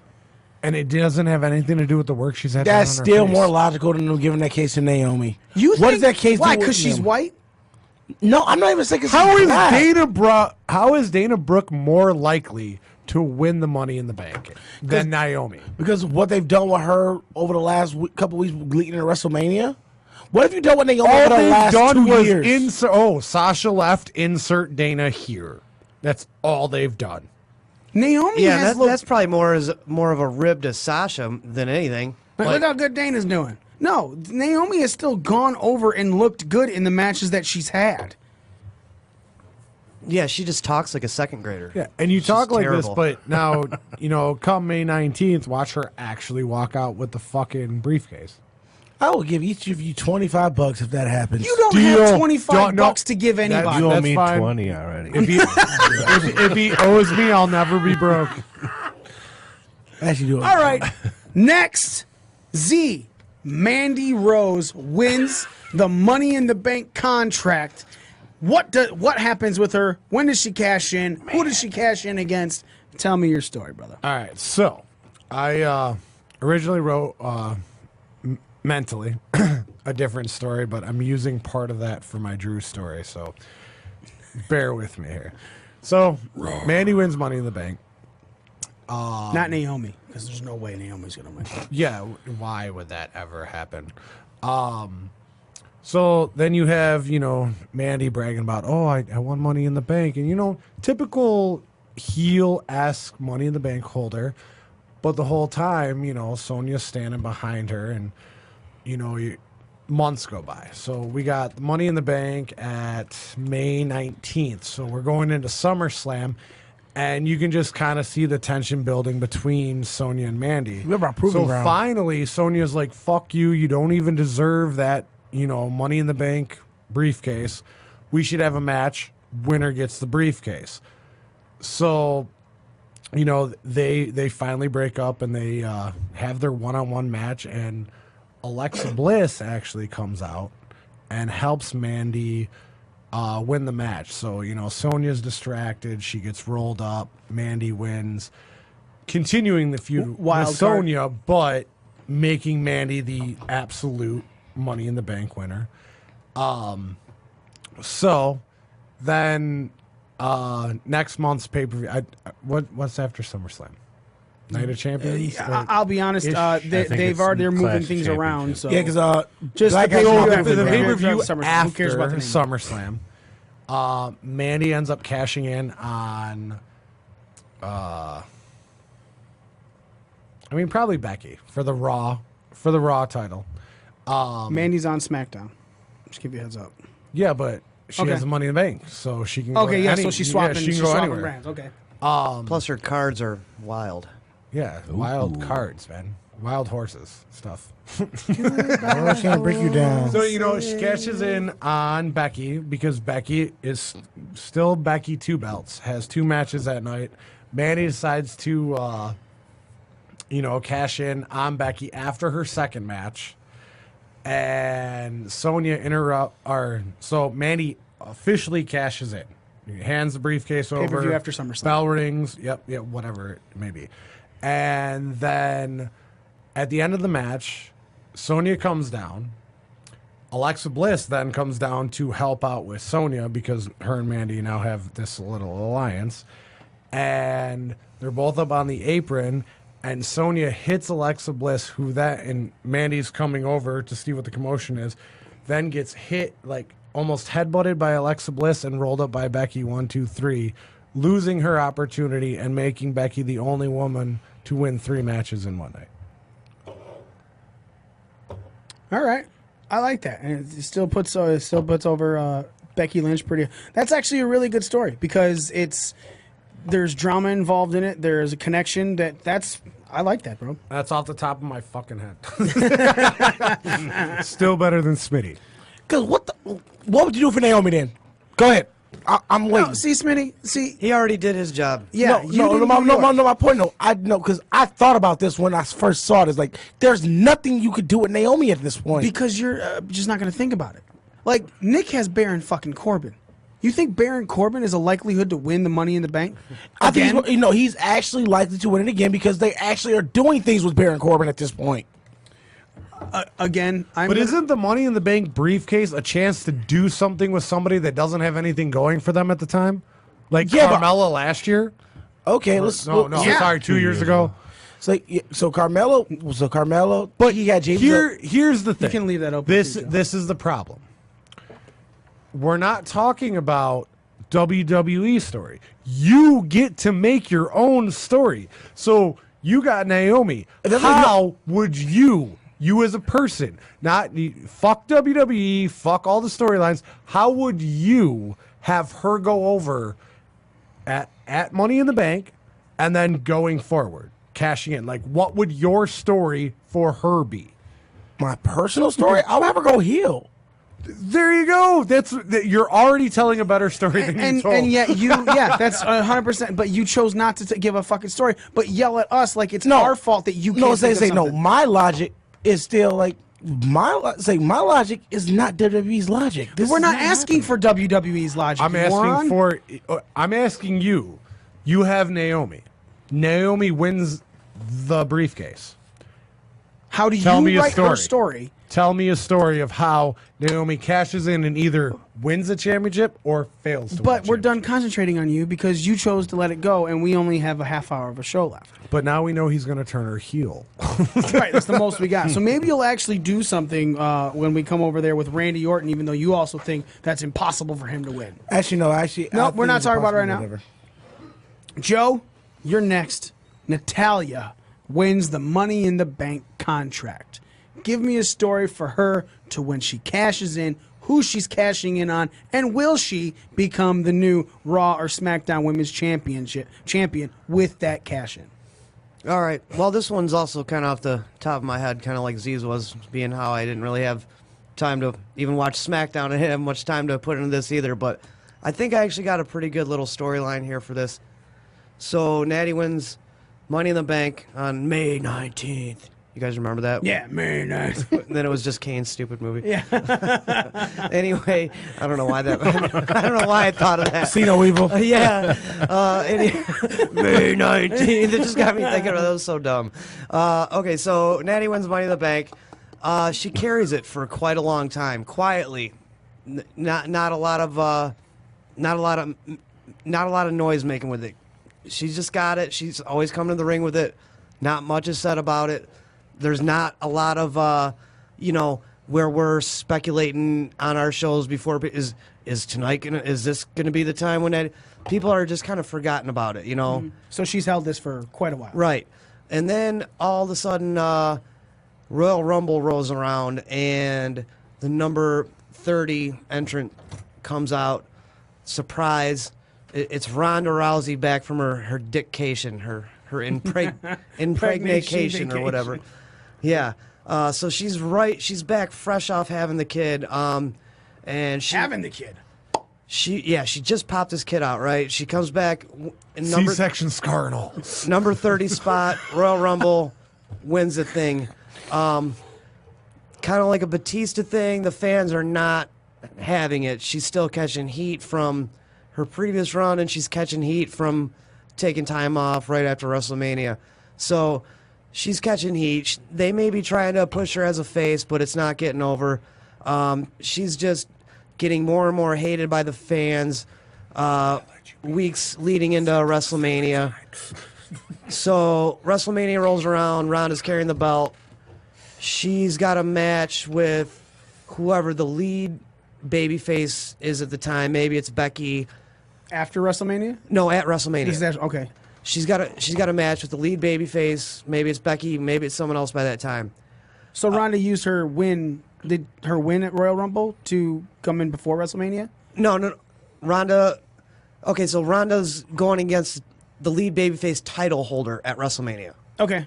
She takes the belt at Mania in a controversial finish. The crowd is shitting all over it, Roman Reigns, Brock Lesnar style. Mm-hmm. And then all of a sudden, here comes white meat super babyface Natalia and cashes it in on Ronda. Sends the crowd home happy. White meat. Natalia finally gets her due for all of her years of putting in work, and it's a happy moment. Nice. So WrestleMania So you're saying that it's possible that they main event WrestleMania a second year in a row? It doesn't necessarily have to be the main event. I'm just saying, Okay. the women's, the match ends with everyone being happy. Right. The crowd Rousey going wins happy. the title match, the title shot at Rumble. She gets that shot, wins unpopularly. Ronda comes in, cashes in. You mean Natalia? Natalia comes in, cashes in, puts fucking smiles on the fans' faces. This is really tickle butt for you. Not really. I know, Why? I'm just- Why is that tickle butt? I think that's Everybody's happy. that's more like everybody's smiling. Well, yeah, but it's all wrestling. It's No. not. It's wrestling No, oriented. Yeah. it's a good story. Anything's better than Smitty. WrestleMania, for the most part, especially when you want to send people home happy for the most part, especially the top of the card stuff. Yeah, no, I don't. It's when major titles are on the line. I think that's usually What they the did for time this year's when you WrestleMania. want to have your good guys win, or you don't usually want to send people home like with an Empire Strikes Back ending at WrestleMania. But the Empire Strikes Back was awesome. But how many times has that happened? All right, I'm next, and I have Dana Brooke winning the Money in the Bank briefcase to go on. The collagen injection on a pole match. Oh my! So- Here's your new nose. It's up there. Oh, there's my left boobie. Dana, My forehead got smaller. Sorry, done. Dana Brooke is your new Money in the Brook champion. Oh, I see what you did there. I see what you did there. That was good. Genius. Now, Dana Brooke He's a genius. has been talking left and right about how she has been misused, how she deserves a chance, and all she needs is a chance. Well, now she finally has her chance. Until the pay-per-view right after, when she's in a wrestling match, and then out, Had a dream, not a maid. her win is cost because Sasha Banks comes back to the WWE and costs her a match at the very next pay-per-view after, not the Saudi pay-per-view, that next pay-per-view, whatever they just changed it to. End of June. Or whatever. Yeah. Stomping Yeah, Ground was Grounds, yeah. back. Was supposed to be Backlash. So now Stomping Ground has Sasha Banks coming out and costing Dana Brooke her match, which leads to the next night on Raw. And the next night on Raw, Dana Brooke, the Money in the Brook, calls her out, Sasha Banks. And Sasha comes out and says, I don't know why you took my name off of that title, off of that briefcase. It should have been mine. The only reason you were in that match is because I wasn't here. If I would have been here, I would have won the Money in the Banks briefcase. So they argue for a couple weeks, and there's constant conversation, competition going in between the two ladies. But it doesn't happen until, so they have a match at the next pay-per-view. Sasha goes over, and then Sasha says, "See, I told you. You should, if you put that briefcase on the line, I'll take it then too. Dana can't take this anymore. She's constantly getting bullied, constantly getting fucked with by Sasha Banks. Dana Brooke's the face. Sasha Banks has come back heel, right? At SummerSlam, Sasha Banks goes over Dana Brooke to become the Money in the Banks briefcase Like a holder. boss. Like a boss. But do you realize that? But after that, she goes and cashes in the same night on Becky Lynch, who still has the belts. And because that's been building on Twitter, even just recently, Becky Lynch said that Sasha Banks has fallen off. So she cashes in that night after Becky retains her Raw Women's Championship, but Sasha Banks goes over and at SummerSlam not only wins the Money in the Bank contract, cashes it in, and is your new Raw Women's Champion. You had some shit to talk there, Smitty? Yeah, because first and foremost, people were trying to get Sasha will go way over if she went heel. Why is he arguing a fictional story? Because that's what he does. No, but that's a fact. But Sasha's a better heel than she These is a are face fictional anyway. stories. Fictional characters. I understand your story was literal bullet points, but the rest of us are telling stories. You don't have to like them. It's just a story. You just got to listen. It doesn't matter. I don't care if the people want her to be heel. You can make anybody boo you. Being a heel and getting it booed is easy. And let's Do be you think honest, Sasha if will be able to Mr. Jefferson's daughter wins the Money in the Bank, that is the best way to do it. What's wrong, guys? No, it's my wishing tree. Come in my wishing tree. Live with me. It's okay. No, it's ridiculous. No, it's ignorant. We can slay him in the bed together. It's ignorant. Smitty, you're still not catching the point of this. The whole point of this is to tell a story that makes sense, that has ratings, that brings people in to want to watch. And if Sasha fucking Banks shows up at the pay-per-view after Money in the Bank, costing Dana Brooke a singles match, then faces her at the next one and beats her in a singles match, then takes the Money in the Bank at SummerSlam and cashes in to beat Becky Lynch, one, it doesn't matter if she's heel or not. You can be bad enough and make people boo you. The whole point is to make a story that is entertaining, that anybody would want to watch and appreciate. You're just over here treating it like it doesn't fucking matter, and that's not what we want on this show. We want people to put effort in. Now Nick gets to put effort in because he has the one and only Carmella to win the women's Money in the Bank match. Is her middle name Michelle, and then her last name like, I don't know, start with a P, so she could be like CM Punk. I'm actually about to look this up now. You're gonna put effort into your Randy Orton story? The Randy Orton story I already thought through already. Prove it. Nick, give me a story. Carmella Your story's not just gonna come out of nowhere. Carmella wins and becomes the first ever two-time women's Money in the Bank briefcase holder. What'd she do with it? Sunday morning, May 19th. The sun comes up over the horizon over the Yum Center. No,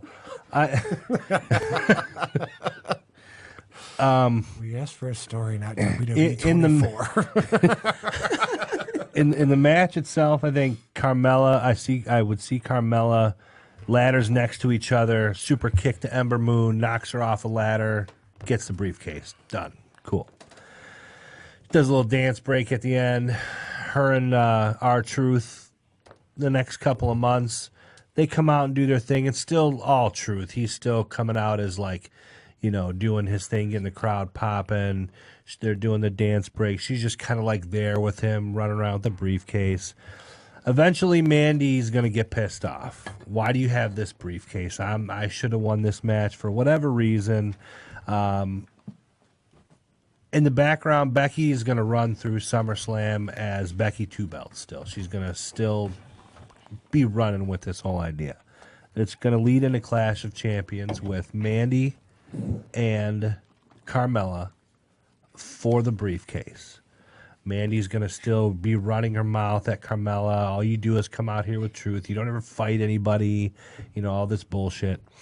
So Mandy's going to go over, win the briefcase at Clash of Champions, and then later on in the night, she's going to beat Becky for the SmackDown title and leave Becky one belt. Simple. So Mandy's going to cash in? No, Mandy's going to fight at Clash of Champions Carmella for the briefcase. Okay. No, you made it sound like Mandy won the bet. No. Nope. Yeah, I was confused for a second there. Yeah. Which is fine. We still love you. Yep. Still better than Smitty's. Well, yeah.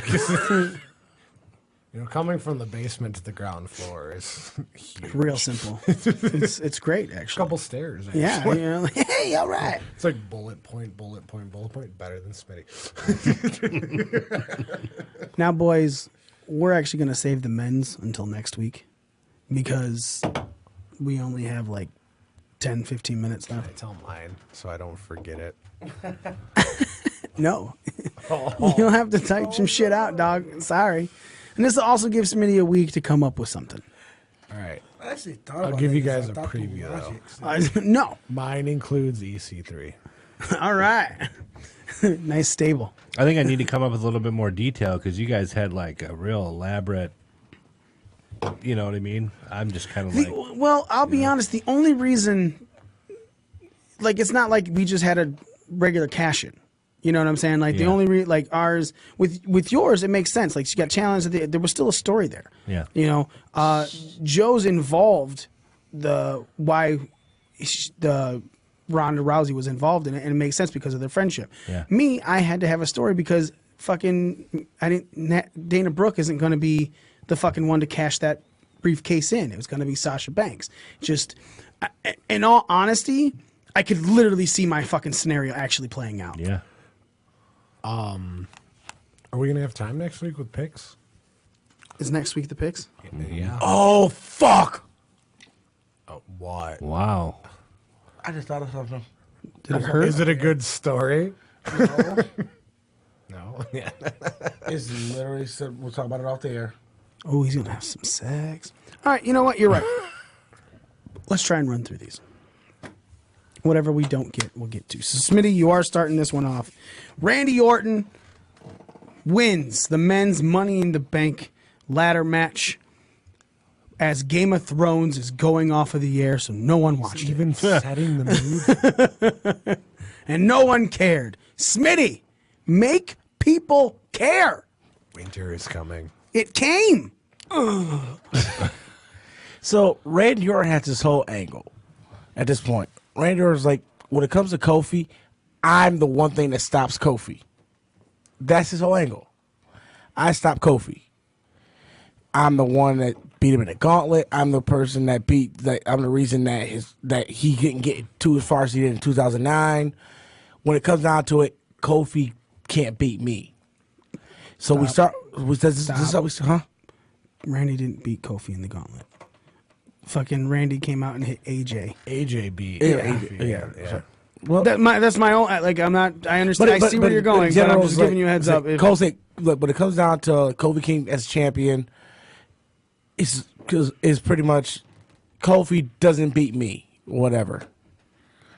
And that leads to a whole feud with them why he's Money in the Bank holder, but he does not take the championship off of Kofi. Whoever beats Kofi, that's where Randy cashes in as the whole Viper thing and cashes in.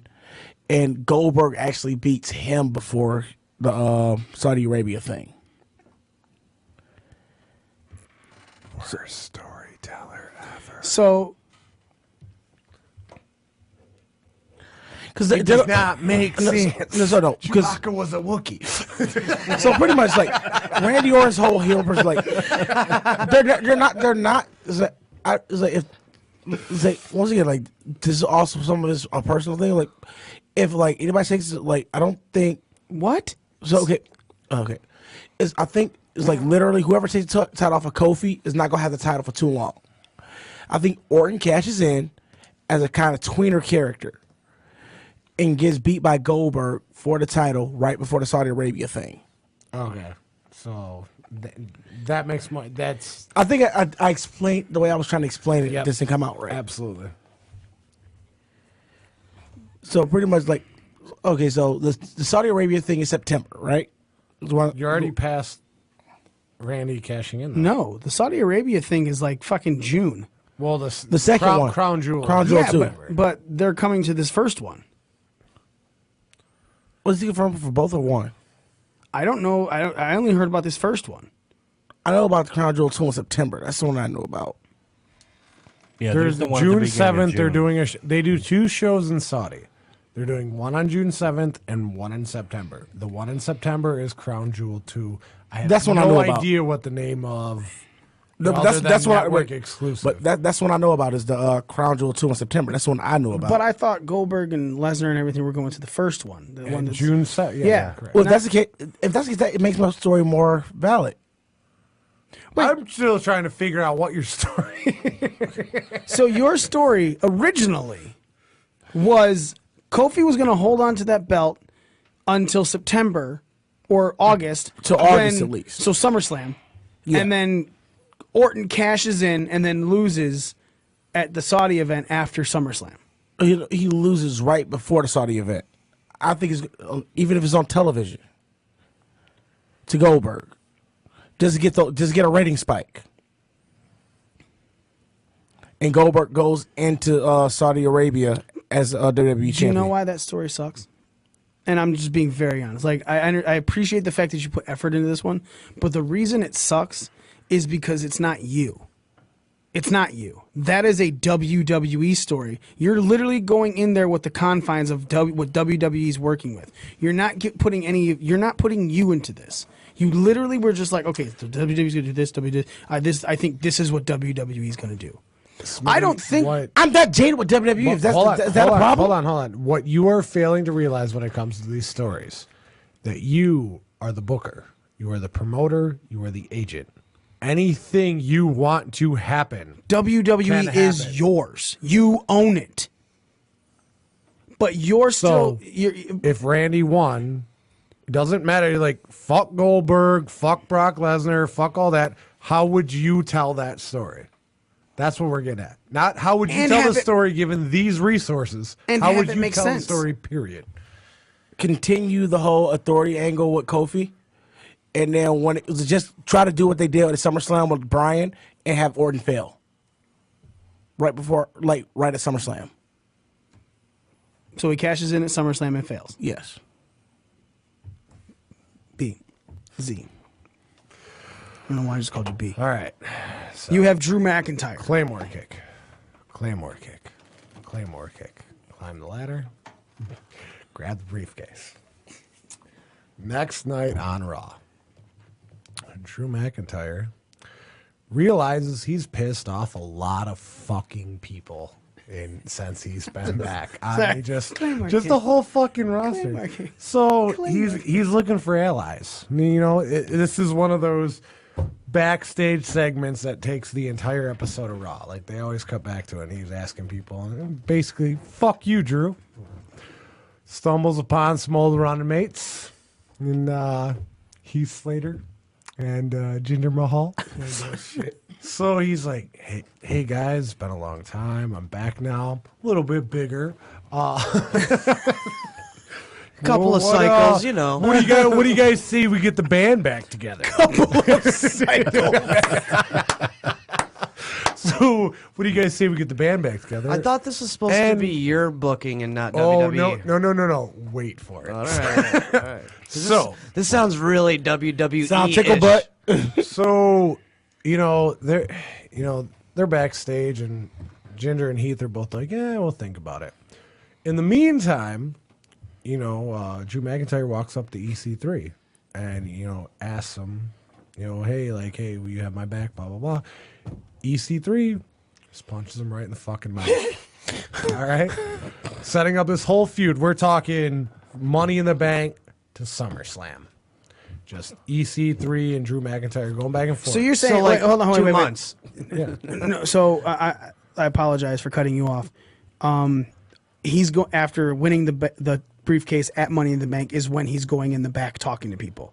Yes, because he's like, I have the Money in the Bank briefcase, but I pissed a lot of people off. I need some backup. I was thinking like the next Raw or through a couple Raws. Okay. No, next night on Raw. Okay. So he gets in this little feud with EC3.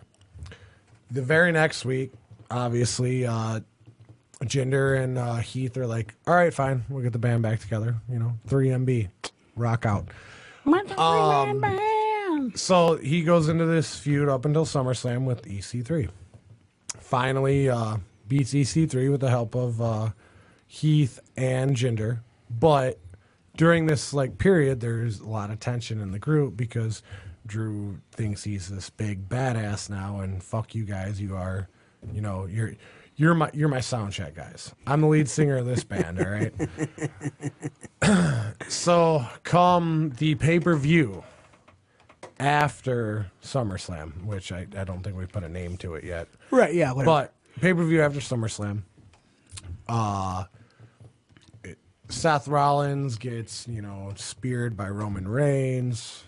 And Drew comes running down, hits Roman with the briefcase. Mm-hmm. Roman rolls out of the ring, hits Seth with a Claymore kick, turns to turn the briefcase in. Here comes 3MB, to have his back. And as he's going for a second Claymore kick, EC3's music hits. He comes down the ramp. So Drew walks over the rope, starts yelling at him in whatever Scottish, Irish, whatever the fuck he is accent. Seth rolls him up. 1, 2, 3, costs him.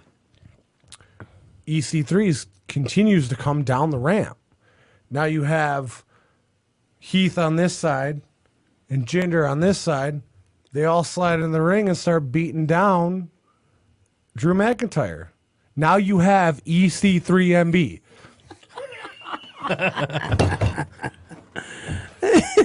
Tickle butt.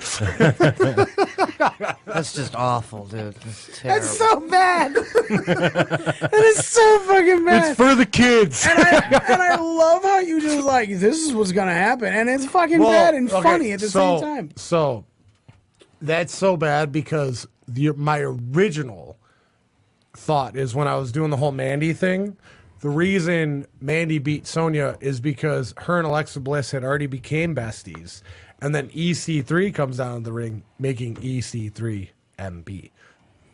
Mandy Bliss. So I feel like Samir talking to Peter in Office Space. It's just terrible. Hey, Peter, man. Terrible idea. I pardon my. Hey, Peter, man. No. Still better than half the shit you see weekly. That's not saying much. know. Joe, But you at least all these guys got TV time, all right? Joe, you have the Intercontinental Champion Finn Balor winning the Money in the Bank briefcase. Okay, so he wins the briefcase. He does the coup de grace off the top of the ladder on some unsuspecting schmo, and then climbs back up and grabs the thing. Anyway, that's neither here nor there. So the next event is Saudi Arabia, and our worst fears are confirmed. Goldberg takes the title off Kofi Kingston, total Vince style. And then time goes on. Second, I love how you just like thought about it and go, God, this is gonna happen, and it's fucking stupid, and I hate it. And I can only laugh at it. but me being the booker is gonna put a happy spin on the shit leading up to it. So time goes on. Goldberg's the champ. Makes like two TV appearances in between the first Saudi show and the second one. So he goes into the second Saudi show holding the title. Of course, his opponent's going to be Brock Lesnar, who then takes it off Goldberg in 1 minute 29. and 17 seconds. And, Brock's just standing there, with the, smiling, laughing, derpy Brock look on his face. Dog biscuit teeth. Yeah. Paul Heyman's standing there with his evil genius smile, and it's great. And they're just celebrating away. They're having a good old time. They're proud of what they've done here. Then all of a sudden, the lights go black, and you hear the heartbeat. There you go. And then out comes the fucking demon from behind the curtain, crawling his way down the ramp, doing his little crab crawl, whatever you call it. Is he holding the briefcase in his mouth? Yeah. that He totally is. Yeah. See, and then the camera pans to Brock, and he's not taking this shit seriously. He thinks it's funny. He thinks it's stupid. He's laughing. Does he think it's tickle butt? He thinks it's tickle butt. Paul Heyman's also laughing. They don't consider Finn a threat at all. Finn hits the ring, running drop kick into the corner. Boom! Right in the chest. Blast Brock into the corner. Brock drops, lays down. Boom, coup de grace. That's it. 1, 2, 3. Your new champ in Saudi Arabia. WWE champion at that. Nice. You know what Joe's story made me realize? That you hadn't had an erection all day until just now. No. Oh. That we're going to see the coup de grace from the top of a ladder. Callie loved that fucking thing. She said, "Yeah." Did it make her moist? Probably. Yeah, tell me I act like Smitty now.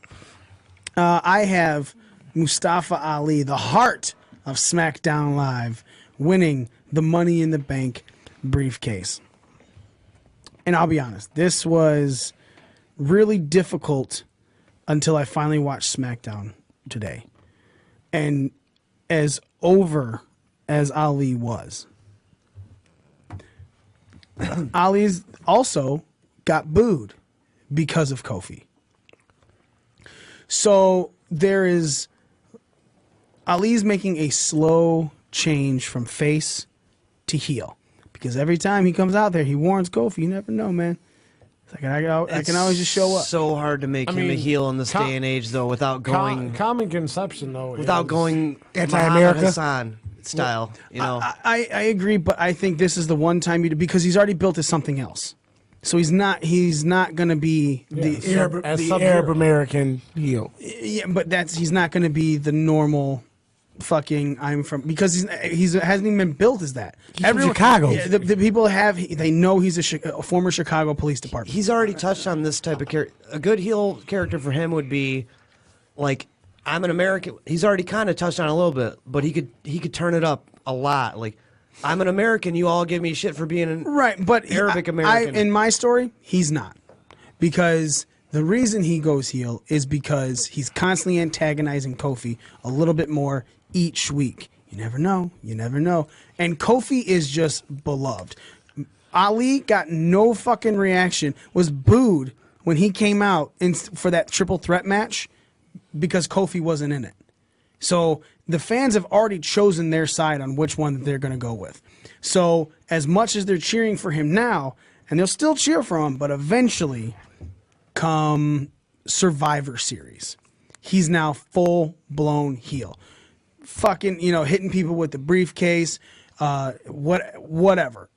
Arguing, constantly telling, because he's done now antagonizing Kofi, going, hey, just showing up. He's now just going on. Well, I also believe that Kofi now has this run until the Royal Rumble. And at the Royal Rumble, Kofi is going to lose that belt to Roman Reigns. And Roman, by this time, has been built back up and correctly with making it look like he could lose. He's been beaten a few times. The people are actually hoping Roman wins and are now at the point where they just want a great face-to-face match. Of long-haired greasy dude against smaller long-haired greasy dude. Similar, yeah, right. yeah. So Kinky hair, not even grease in there. Anyway, I got nigga hair. Roman versus God. Roman versus Kofi is a face versus face matchup where the crowd is just hot the entire time. Roman goes over. He goes over clean. Him and Kofi are in the middle of the ring, shaking hands. Kofi's raising his hand, telling him he can't wait to have another shot at it. When, as Roman goes to stand up get on the fucking ring post again, then out of nowhere, you see the briefcase fly and smash Roman in the face. And then flipping over the barricade is Ali, who then takes that briefcase and beats the absolute living shit out of Roman and Kofi. Cashes in, 1, 2, Roman fucking kicks out. Of course. Yeah. Still going Well, at he took 7 at 5. So yeah. What's a briefcase? Yeah, what's a briefcase to the face? Well, also he went and attacked Kofi right after that too. So Roman's had time to get back. Roman fucking kicks out that, but he doesn't. Ali hasn't even hit his finisher yet. Ali then does hit his finisher on Roman Reigns, and Kofi breaks up the pin. Kofi then starts beating up Ali. So is it a triple threat then? No. But Kofi breaks up the pin by Wouldn't pulling that be a DQ though? No, pulling the ref out. So the ref is like, "What the shit? Okay. What the shit? You can't be." He fucking gets him out of there. Yeah. Right. Yeah. Right. So yeah, he didn't hit anybody to break up the pin. Kofi Kingston pulled out the ref because he knows that this is not right. Obviously, Mustafa Ali is pissed off about this. Is this where you incorporate Earl Hebner? No. Brian Hebner comes through. Dave Hebner. He got plastic surgery. So Ali is like flipping out. What the hell? Turns around, spear by Roman. 1, 2, 3. Roman retains. Ali did not become the WWE champion at Royal Rumble. So what does that make Ali? The heel. To Roman's first title defense. Speak into the microphone. So what does that make Ali to Roman's first technical title defense? The loser. Uh-huh. What? What does everybody else that goes against Roman become? Oh, I'm not saying that word. And he's not. He's not at all. And anyway, that type of match, that is not that kind of ending. He retained because he also had help from Kofi. He didn't become fodder, as you say. He got help from his friends. Yeah, he got by with a little help from his friends. You still said it. I said it, but that's not what it is. You were trying to get me to say it like it's some great thing for fucking Roman. Nick. You had Ali and you didn't incorporate like an Orlando Christopher run.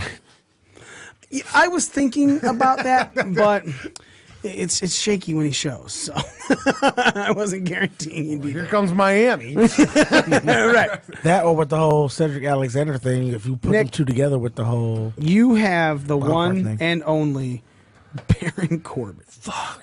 All right. Smitty did say fodder, though, so. And these have been sitting here for like 35 minutes. Can't wait to drink these warm shots. Why are you raising your beer when you have a shot glass? Cheers, crackers. Cheers, guys. God, now I have to pee. You don't censor yourself any other time, but now you got to. What did you give us?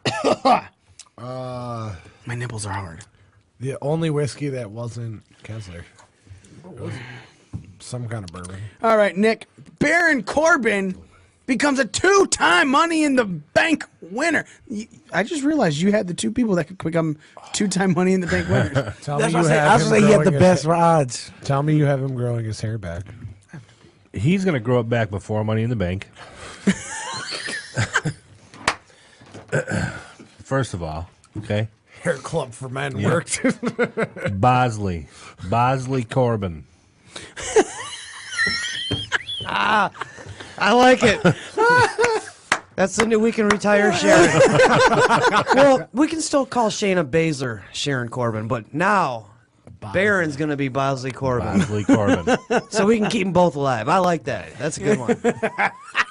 Go on. Wait till his introductions now. He's not only the president, he's also the hair club's favorite son. Golden Gloves champion, Bosley recipient. Bosley Fighter member of and receding president. hairlines. You thought my career was receding like my hairline. It's back, bitches! You were wrong. Did he really just shave his eyebrow to put it on his hairline? All right, Nick. Well, so after he grows his hair back, he's That. like that. He's going to win Money in the Bank. I can't talk. He's going to... It's already better than Smitty. Hashtag better than me. He's going to give a low blow to Balor while Balor's trying to climb the ladder. Then he'll end up winning and picking up the briefcase. He's going to use that to his advantage, adding to the whole, shtick before he gets introduced. Golden Gloves champion, former Raw general manager, 2-time Money in the Bank winner, just to add to that. Really rubbing it in everybody's faces. Right now, he's kind of... yep, that's right. He's kind of involved with Drew McIntyre here and there. They've got a little bit of, I don't know if you'd call it a friendship or acquaintanceship. Drew needs help with EC3. Well, and he's going to get it. Drew, Sharon's going to be there for him and still building on that relationship. And Oh, Sharon. so he's going to be one of these Ace of spades. He's got to take on BC3. On D3. That's a lot of missing hair. There's going to be enough to go around, trust me. So he's Put it on my balls, too. Or do LeBron just take hair from his ass, put on his forehead. He's going to bounce between Raw and SmackDown like, one of these wild card guys. And Hasn't decided which title he's going to take. flaunting this Money in the Bank briefcase, maybe showing up if there's a title defense and, kind of coming up to the top of the stage and doing his little shimmy, and he's got the Shimmy, briefcase. shimmy, Cocoa and- Wood, listen to me now. Light it up and take a puff. Bosley Corbin, bow. Yeah, we'll come down for commentary. Yeah, none of it really matters. It's all kind of fodder, and I got to finish this, so. You did that on purpose. Oh, yeah. You know he did. And, shit, I hear it. eventually he's going to, really play off the whole Drew McIntyre friendship thing, with that, Drew's going to fight Seth at SummerSlam. So he's going to, Drew's going to have this talk with him like, hey, stay out of my business. I've got your back, you got mine, but I know you got that briefcase, but, stay the fuck out of my shit. This is between me and Seth at SummerSlam. Oh, yeah, no problem. Come SummerSlam, Drew and Seth, Drew's going to push real hard for the title. But then you're going to see at the end, both men are down. Here comes Sharon with hair and all. Come down. Right. Bosley. With hair. Yep. It's Bosley. Hair and all. swaying. Seth's going to curb stomp Drew. And then I can see Bosley. Sharon Baron Bosley. right behind him, and he's going to give him the end of days, and then he's going to become the champion at SummerSlam, ending it all. And totally disrespecting Drew, totally disrespecting, everything that, any type of relationship that they've built before that. And, really cementing himself as one of the top heels of the last, 3, 4, 5 years. Is it bad that I really do? I could see Baron winning this. Yeah. Well, that's can't the whole do. stick, though. Yeah. Like, it would add to, like Nick said, it would add to the whole introduction. But and then cashing in and winning. Yeah. The fans hate Corbin. Let's say he has legit heat. And Remember that one time you told me? Remember that I one was time right. I won $50? I was right. I was wrong, but how quick did they take? I said that Baron Corbin. I bet these guys $50 that Baron Corbin would not touch a title in the entire year of, what was it, 2017? And he won the whatever it U.S. was, whatever it was. He ended up winning the U.S. In October. I made this bet in February. And in October, Didn't matter. he won the United States title and then lost it pretty fast. He lost it. Doesn't matter. He lost it in December. When he So, lost it when I was Ziggler literally. vacated it. You want to tell my story, or you just I was like, he lost it in He December. can't even tell his own story. That's what I'm saying. Like he just wants to keep piping in. No, It doesn't matter what you're saying because I'm not talking about that. You said, but it doesn't matter. It was doesn't related. matter. It doesn't matter. It doesn't matter. Just get yourself. It can be cupcake. related. Sorry. Doesn't mean it Get a- matters. get a It cupcake. does not make sense. Chewbacca was. I have family that I have family. Fuck you. No, because I respect Peter Mayhew. Fuck you. Sorry. Peter Mayhew passed. Escalated quickly. Oh. It's not Yeah. what I was going with. Not at all is what he went with. But I lost $50 because I said Baron Corbin would not touch a title. You lost $100. $50 to whomever I bet. I think I bet more than one person. You bet both of us. Yeah. I'm pretty sure I even bet Callie. So. That was close. No, but you won one bet and lost. I know you lost to me for sure because the minute you said he won't touch a title, I was like, oh, I'll take that bet. Oh, and then You Baron said Corbin won the eight Money in the Bank that year, and everyone's like, "Oh," and we're like, they agreed Yeah, that it wasn't the Money in the Bank is not a title. It's just it's a chance at a title. And then he lost it, and I was like, "See, this motherfucker, nobody likes his ass." Yeah, and you were looking good. And, then And that's when he had I always hair. look And good, then sir. September ended. Yeah, and then September ended. I only took the bet for that he would take a title by the end of the year. Yeah, everyone did. Yeah, I won something else with Z. I think you said the Money in the you Bank lost cash two in. things with me when it came to Corbin. I don't remember what. No, they I were. won one of them. He won one. He won the cash in thing with you. Oh yeah, him cashing into. Okay, Yeah. that makes sense. Oh, but it was crazy that it's crazy that now in 2019 the heat that Baron was trying to be given in 2017 is absolutely fucking enormous. Here's the thing, though. Baron Corbin has always been a really good heel on the microphone. As far as his in-ring Yeah. work, it's slowly gotten better. He's Carmelo. Don't get me wrong, He's but Carmelo. it's still not on par where I want it to be. But as far as heel on the microphone, he's up there. Yeah, But before we get off the air, yeah. how is CM Punk not in the top 5 of the Money in the Bank? Fuck. Okay, so No, I didn't ask. I just read it. Why? Just because he won it twice? Yeah. How does it not put him in the top Only 5? person that won it twice. Because he doesn't have memorable performances in any of his matches. But he won it twice. That's because that's how it was booked. Like Steve Austin had a great showing in the Royal Rumble. No, but he won it 3 times. No, and I wouldn't consider Steve Austin like one of the greatest Royal Rumble participants. But he won it 3 times. Because it was booked that way. It doesn't mean he's fucking the best performer.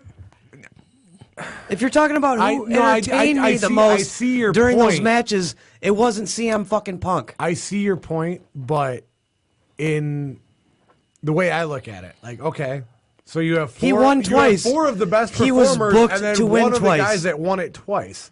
Like, you can't win it twice. I'd put Punk in over Kane.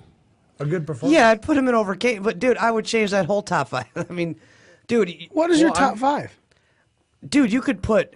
You said Hardy. Shawn Michaels. Okay, hold on. Wait, stop. Edge and Christian, Rob Van Dam, Chris Jericho, Chris Benoit, Eddie Guerrero. Stop. So what this is all coming from is Z put a post in our group chat stating, because that WWE posted, correct, if I'm not mistaken. Yeah, it was the 5 greatest. Kane, the top. Okay, guys.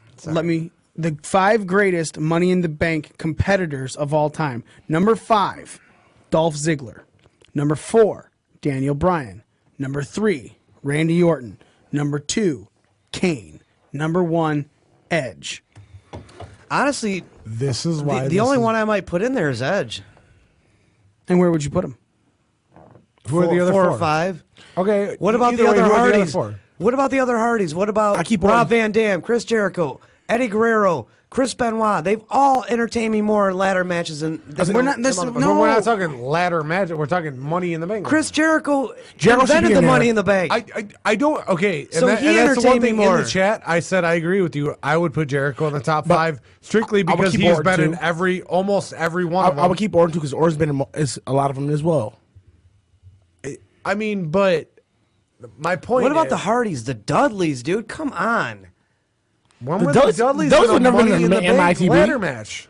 We're not going. We're not going. We're talking ladder matches in general. We're talking about Money in the Bank. I guess I'm thinking TLC for those. So ones. Yeah, 20. because you Okay. even said Shawn Michaels in the chat, and I was like, wait a minute, when has Shawn Michaels ever been in a Money All in right. the Bank? So the match? first Money in the Hasn't Bank. he? Here's never. So I'm going to give you the competitors right now. First Money in the Bank match. Shelton Benjamin in there. Edge, Christian, Sheldon. Yeah, actually, All right, go ahead. he's right about that. Benoit, Jericho, Shelton Benjamin, Kane, Christian, and Edge. The next Money in the Bank ladder There's match. more than that. Nope. That was I it. can The think of, first one was 6. I can think of 3 6 off minutes. that list that'd be in there Okay, before can I? CM Punk. All right. All right, go, sorry, Mike, go ahead. The next match: Rob Van Dam, Matt Hardy, Shelton Benjamin, Ric Flair, Finlay, Bobby Lashley. Next, Mr. Kennedy, Edge, Jeff Hardy, CM Punk, King Booker, Finlay, Matt Hardy, and Randy Orton. That was in Detroit. I was there. WrestleMania 23. No, it wasn't. up next. Jeff was in that one. No. Up next. Kennedy won it. Oh, I said Jeff was in that one. Stop. Next, CM Punk, Mr. Kennedy, Chris Jericho, Shelton Benjamin, Carlito, John Morrison, and Montel Vontavious Porter. That's the first of 2. CM Punk, Christian, second of 2. Shelton Benjamin, Kane, Finlay, Montel Vontavious Porter, Kofi Kingston, and Mark Henry. The next one, Jack Swagger, Shelton Benjamin, Christian, Kane. The first one that I say is the winner. Christian, Kane, Matt Hardy, Drew McIntyre, Kofi Kingston, Evan Bourne, Montel Vontavious Porter, and Dolph Ziggler. Next, Kane, Christian, Matt Hardy, Big Show, Dolph Ziggler, Kofi, Drew, Cody Rhodes. The following is out of the WrestleMania era and into it. Yeah, we've gone into the first pay-per-view in 2010. Miz, Orton, Jericho, Edge, Morrison, Evan Bourne, Ted DiBiase, Jr. and Mark Henry. Next one, Daniel Bryan, Wade Barrett, Kane, Cody Rhodes, Sheamus, Sin Cara, Justin Gabriel, and Heath Slater. Alberto Del Rio, Miz, Mysterio, Swagger, Truth, Kofi, Evan Bourne, Alex Riley. Dolph Ziggler, Cody, Sandow, Christian, Tyson Kidd, Sin Cara, Tensai, and Santino Marella.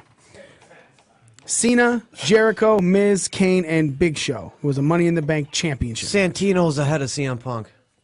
Oh, you're gotta be fucking kidding me. I am. Sandow, Cody Rhodes, Wade Barrett, Dean Ambrose, Jack Swagger, Fandango, Cesaro. Orton, Punk, Bryan, Christian, Sheamus, Rob Van Dam.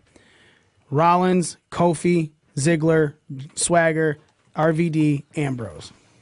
Sheamus, Ziggler, Kane, Kofi, Neville, Randy, Orton, and Reigns. Then Ambrose, Sami Zayn, Cesaro, Jericho, Owens, and Alberto Del Rio. And Corbin, Styles, Nakamura, Ziggler, Sami Zayn, and Kevin Owens. And then last year's is Strowman, Balor, Miz, Rusev, Bobby Roode, Kevin Owens, Kofi, and Joe. All right, that's the case. Kofi should be on that list. No, and I'm talking to Joe. Sorry. All right. So, Shawn Michaels has never been in a Money in the Bank match, but we're not talking ladder match in general, because I mean I can think of 100 better ladder matches than a lot of. I guess that's where but still I wouldn't put him on that list. He's a 2-time winner. He's been in 4. Okay. Better yet, who would you put above him on that list?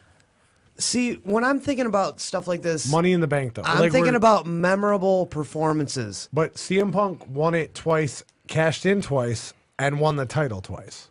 So I mean, that's all got to contribute. Was the face and heel, right? Was all booked that way. I'm talking about every match is booked a certain way. But I'm talking about who had the better, who entertained me the most, who did Shelton Benjamin, who had the best performances in these matches. Shelton Benjamin, Edge and Christian, let him talk. Rob Van Dam. All these guys are better. Edge is on the list. Are better Money in the Bank match wrestlers than. Yeah, what has won. Shelton Benjamin done in the Money in the Bank match? Something special every year, running up. Every the time he's on there, he does something memorable. He's got a point to where he's looking at it from an entertainment. He used to have He used to have like Kofi Kingston type Royal Rumble moments in the Money in the Bank matches, and he did. You're absolutely right. But again, I'm gonna tell you this right now. You're telling me memorable. So what did you give me the memorable moment? The running up the ladder. I'm not asking you. This is yes, exactly.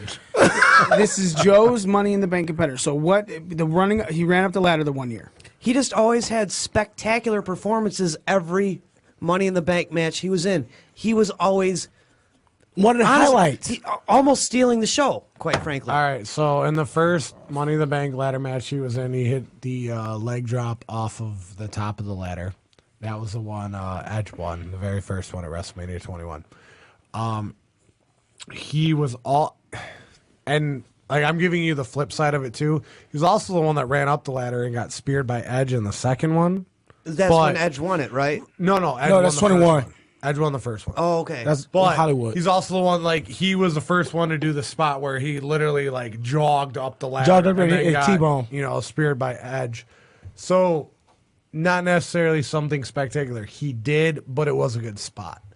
I see Joe's point of who entertained you more, but I'm going off of, like, stats, just like Royal Rumble. Like, you look success rate, just not like stats. you said, hey, if you're just doing stats, and CM Punk's the only one that won twice.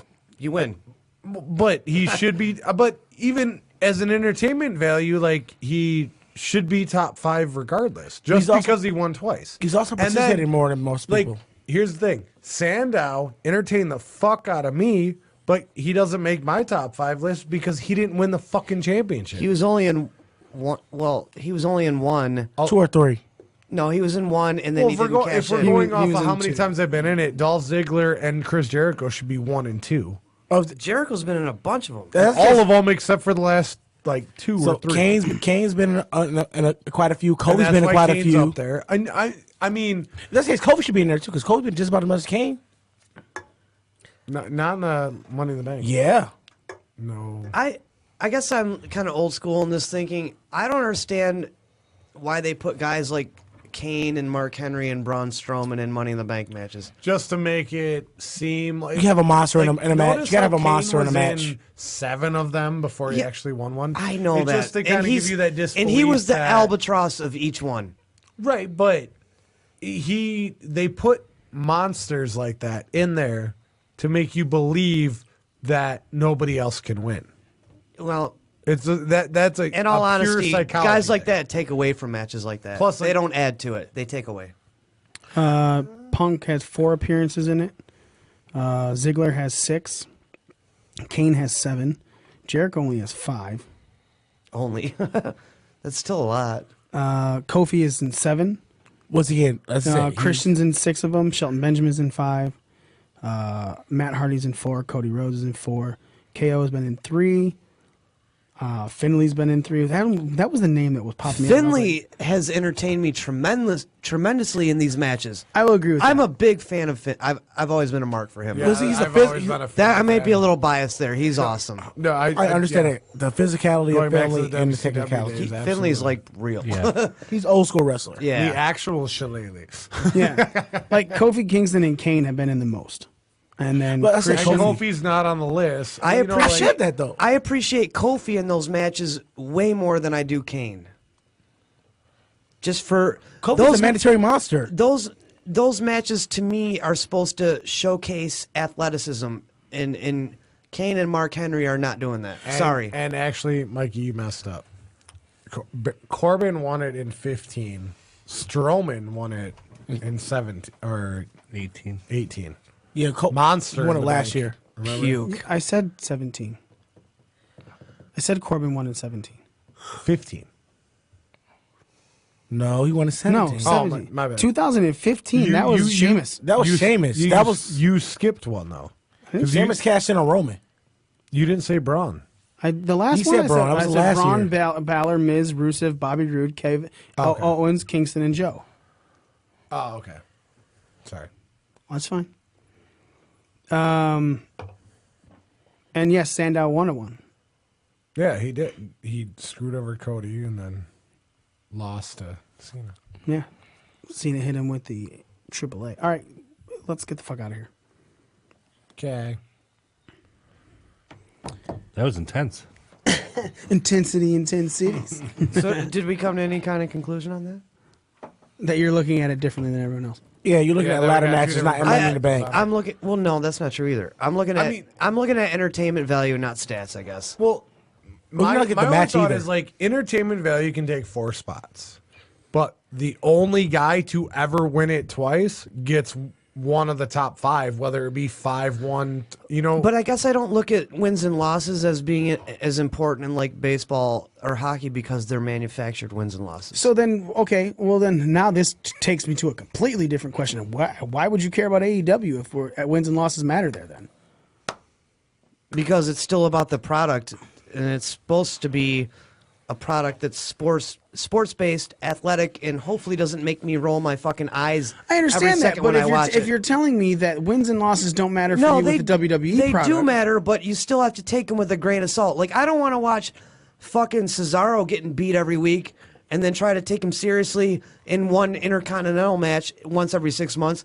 That's not cool. Like, I want to see the guys I like and that I feel like should be pushed. I want to see them win. But at the same time, like, so if you liked Punk, would you rate him differently? if he entertained me more, I would like him more. I'm 100% on the bandwagon that CM Punk is the most overrated wrestler of all time. I don't disagree, Dude, but he won the thing the twice, second so he he's done- deserves yeah. to be like even The number second 5. he stepped foot in WWE, I thought he was overrated. He came with all this hype. I read all about him on the Dirts. Never seen. He was some huge indie darling star in Ring of Honor, and then I saw him in WWE ECW, and Once again, that's I'm like, WWE ECW. I'm like, He I'm was like, yeah, very but as he underwhelming. progressed, I'm like, I'm a this is CM it? Punk fan. This is it. This is it. I'm a CM Punk fan. I'm not like overly like. Now here's the thing.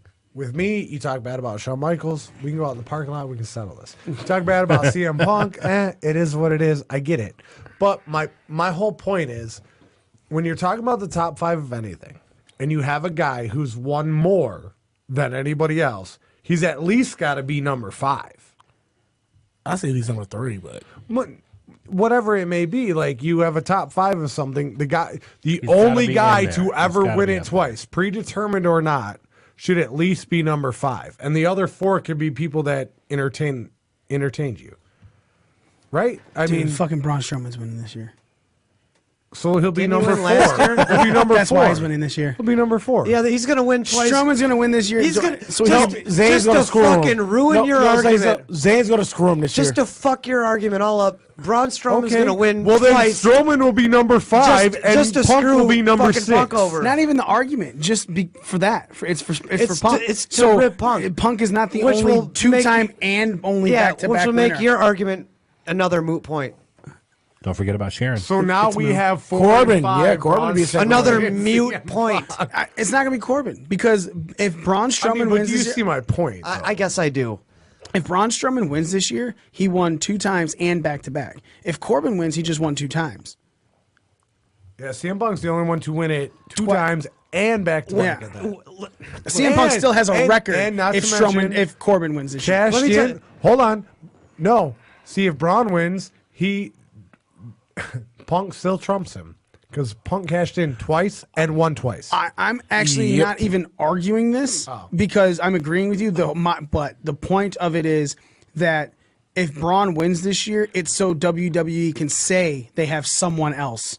That's what it is. It's not. I understand. Yeah. It's a total not- It's a shot at Punk. The whole reason why AJ held the belt as long as he did. I mean, not that. But Punk's I coming would- back in the Money in the Bank and he's costing Strowman the win. So really, that's what it is. I think no, Zane's gonna cost Strowman to win. All right, ladies and gentlemen, that's it for us. Thank you so much for listening. We really appreciate everybody that has watched us on our Periscope. Thank you to Brandi Lauren from calling in. She's going to be this weekend. Brandi 3 belts. Ultimo Brandi. Ultimo Brandy. And when that gets coined as a T-shirt, I want a cut of the fucking money. I just want a T-shirt. Yeah, I guess I'll settle for. I guess I'll settle for a T-shirt. BDR gets the first snacks and t-shirts. Nick, go on there and be like, BDR just said they all want a T-shirt. Here's our sizes. Thank you What are so you much, waiting for, Nick? Brandi Lauren, for calling in. Definitely appreciate it. Make sure you guys go check out Shine 58 in Livonia this Friday, and then following that, Evolve 127. Just same building, same place. 3 p.m. for Shine, 8 p.m. for Evolve. And then in the Indianapolis, Indiana area, you can see Evolve 128 going on Saturday. Adam Cole of the Undisputed Era, baby, will be in there. Cassius Ohno will be there. Brandi Lauren will be taking people on. It's going to be a whole bunch of stuff. Meet and greets with Adam Cole and Cassius Ohno as well. Definitely go check that out. etix.com or just go to wwn.com. And if you're not in any of those areas, again, you can go to Club Is it WWN. WWN Live? Maybe. WWNlive.com. Very good. Thank you, Joe. No problem. And then you guys can get etix.com and you can get yourself some tickets or go to Club WWN and definitely sign up for $9.99 a month and you can watch all of these events at your home. So thank you again so much for listening. Make sure you follow us on all of our fucking social media at BDRcast. And if anyone is watching on the Periscope and you see us live, remember it's right down there. Make sure you go to the Apple Podcast, wherever you get your podcast, minus Stitcher, and Spotify. And Put us on there. Until then, fuck y'all. it's not on them. So make sure you download us. Make sure you rate us 5 stars. Subscribe. Go to our YouTube, Breaking Down the Ring. Subscribe, baby. We are out. We are your ring crew. Brian, since we've used my legal name all night. Nicholas? Anthony. The new fucking Joe. We're actually kind of the same old Joe, 4 beers and a shot later, so It's like Billy Joel. maybe. Call me when No, the So you piano didn't man. start- call me when Money in the Bank ends. You didn't start the fire? No. It wasn't always It was burning. always burning. Since the world's been turning. God, Thunder Kitty really does look old. And me, the almighty one, Mikey himself, we Fuck y'all. Use my legal name. out. Brandy.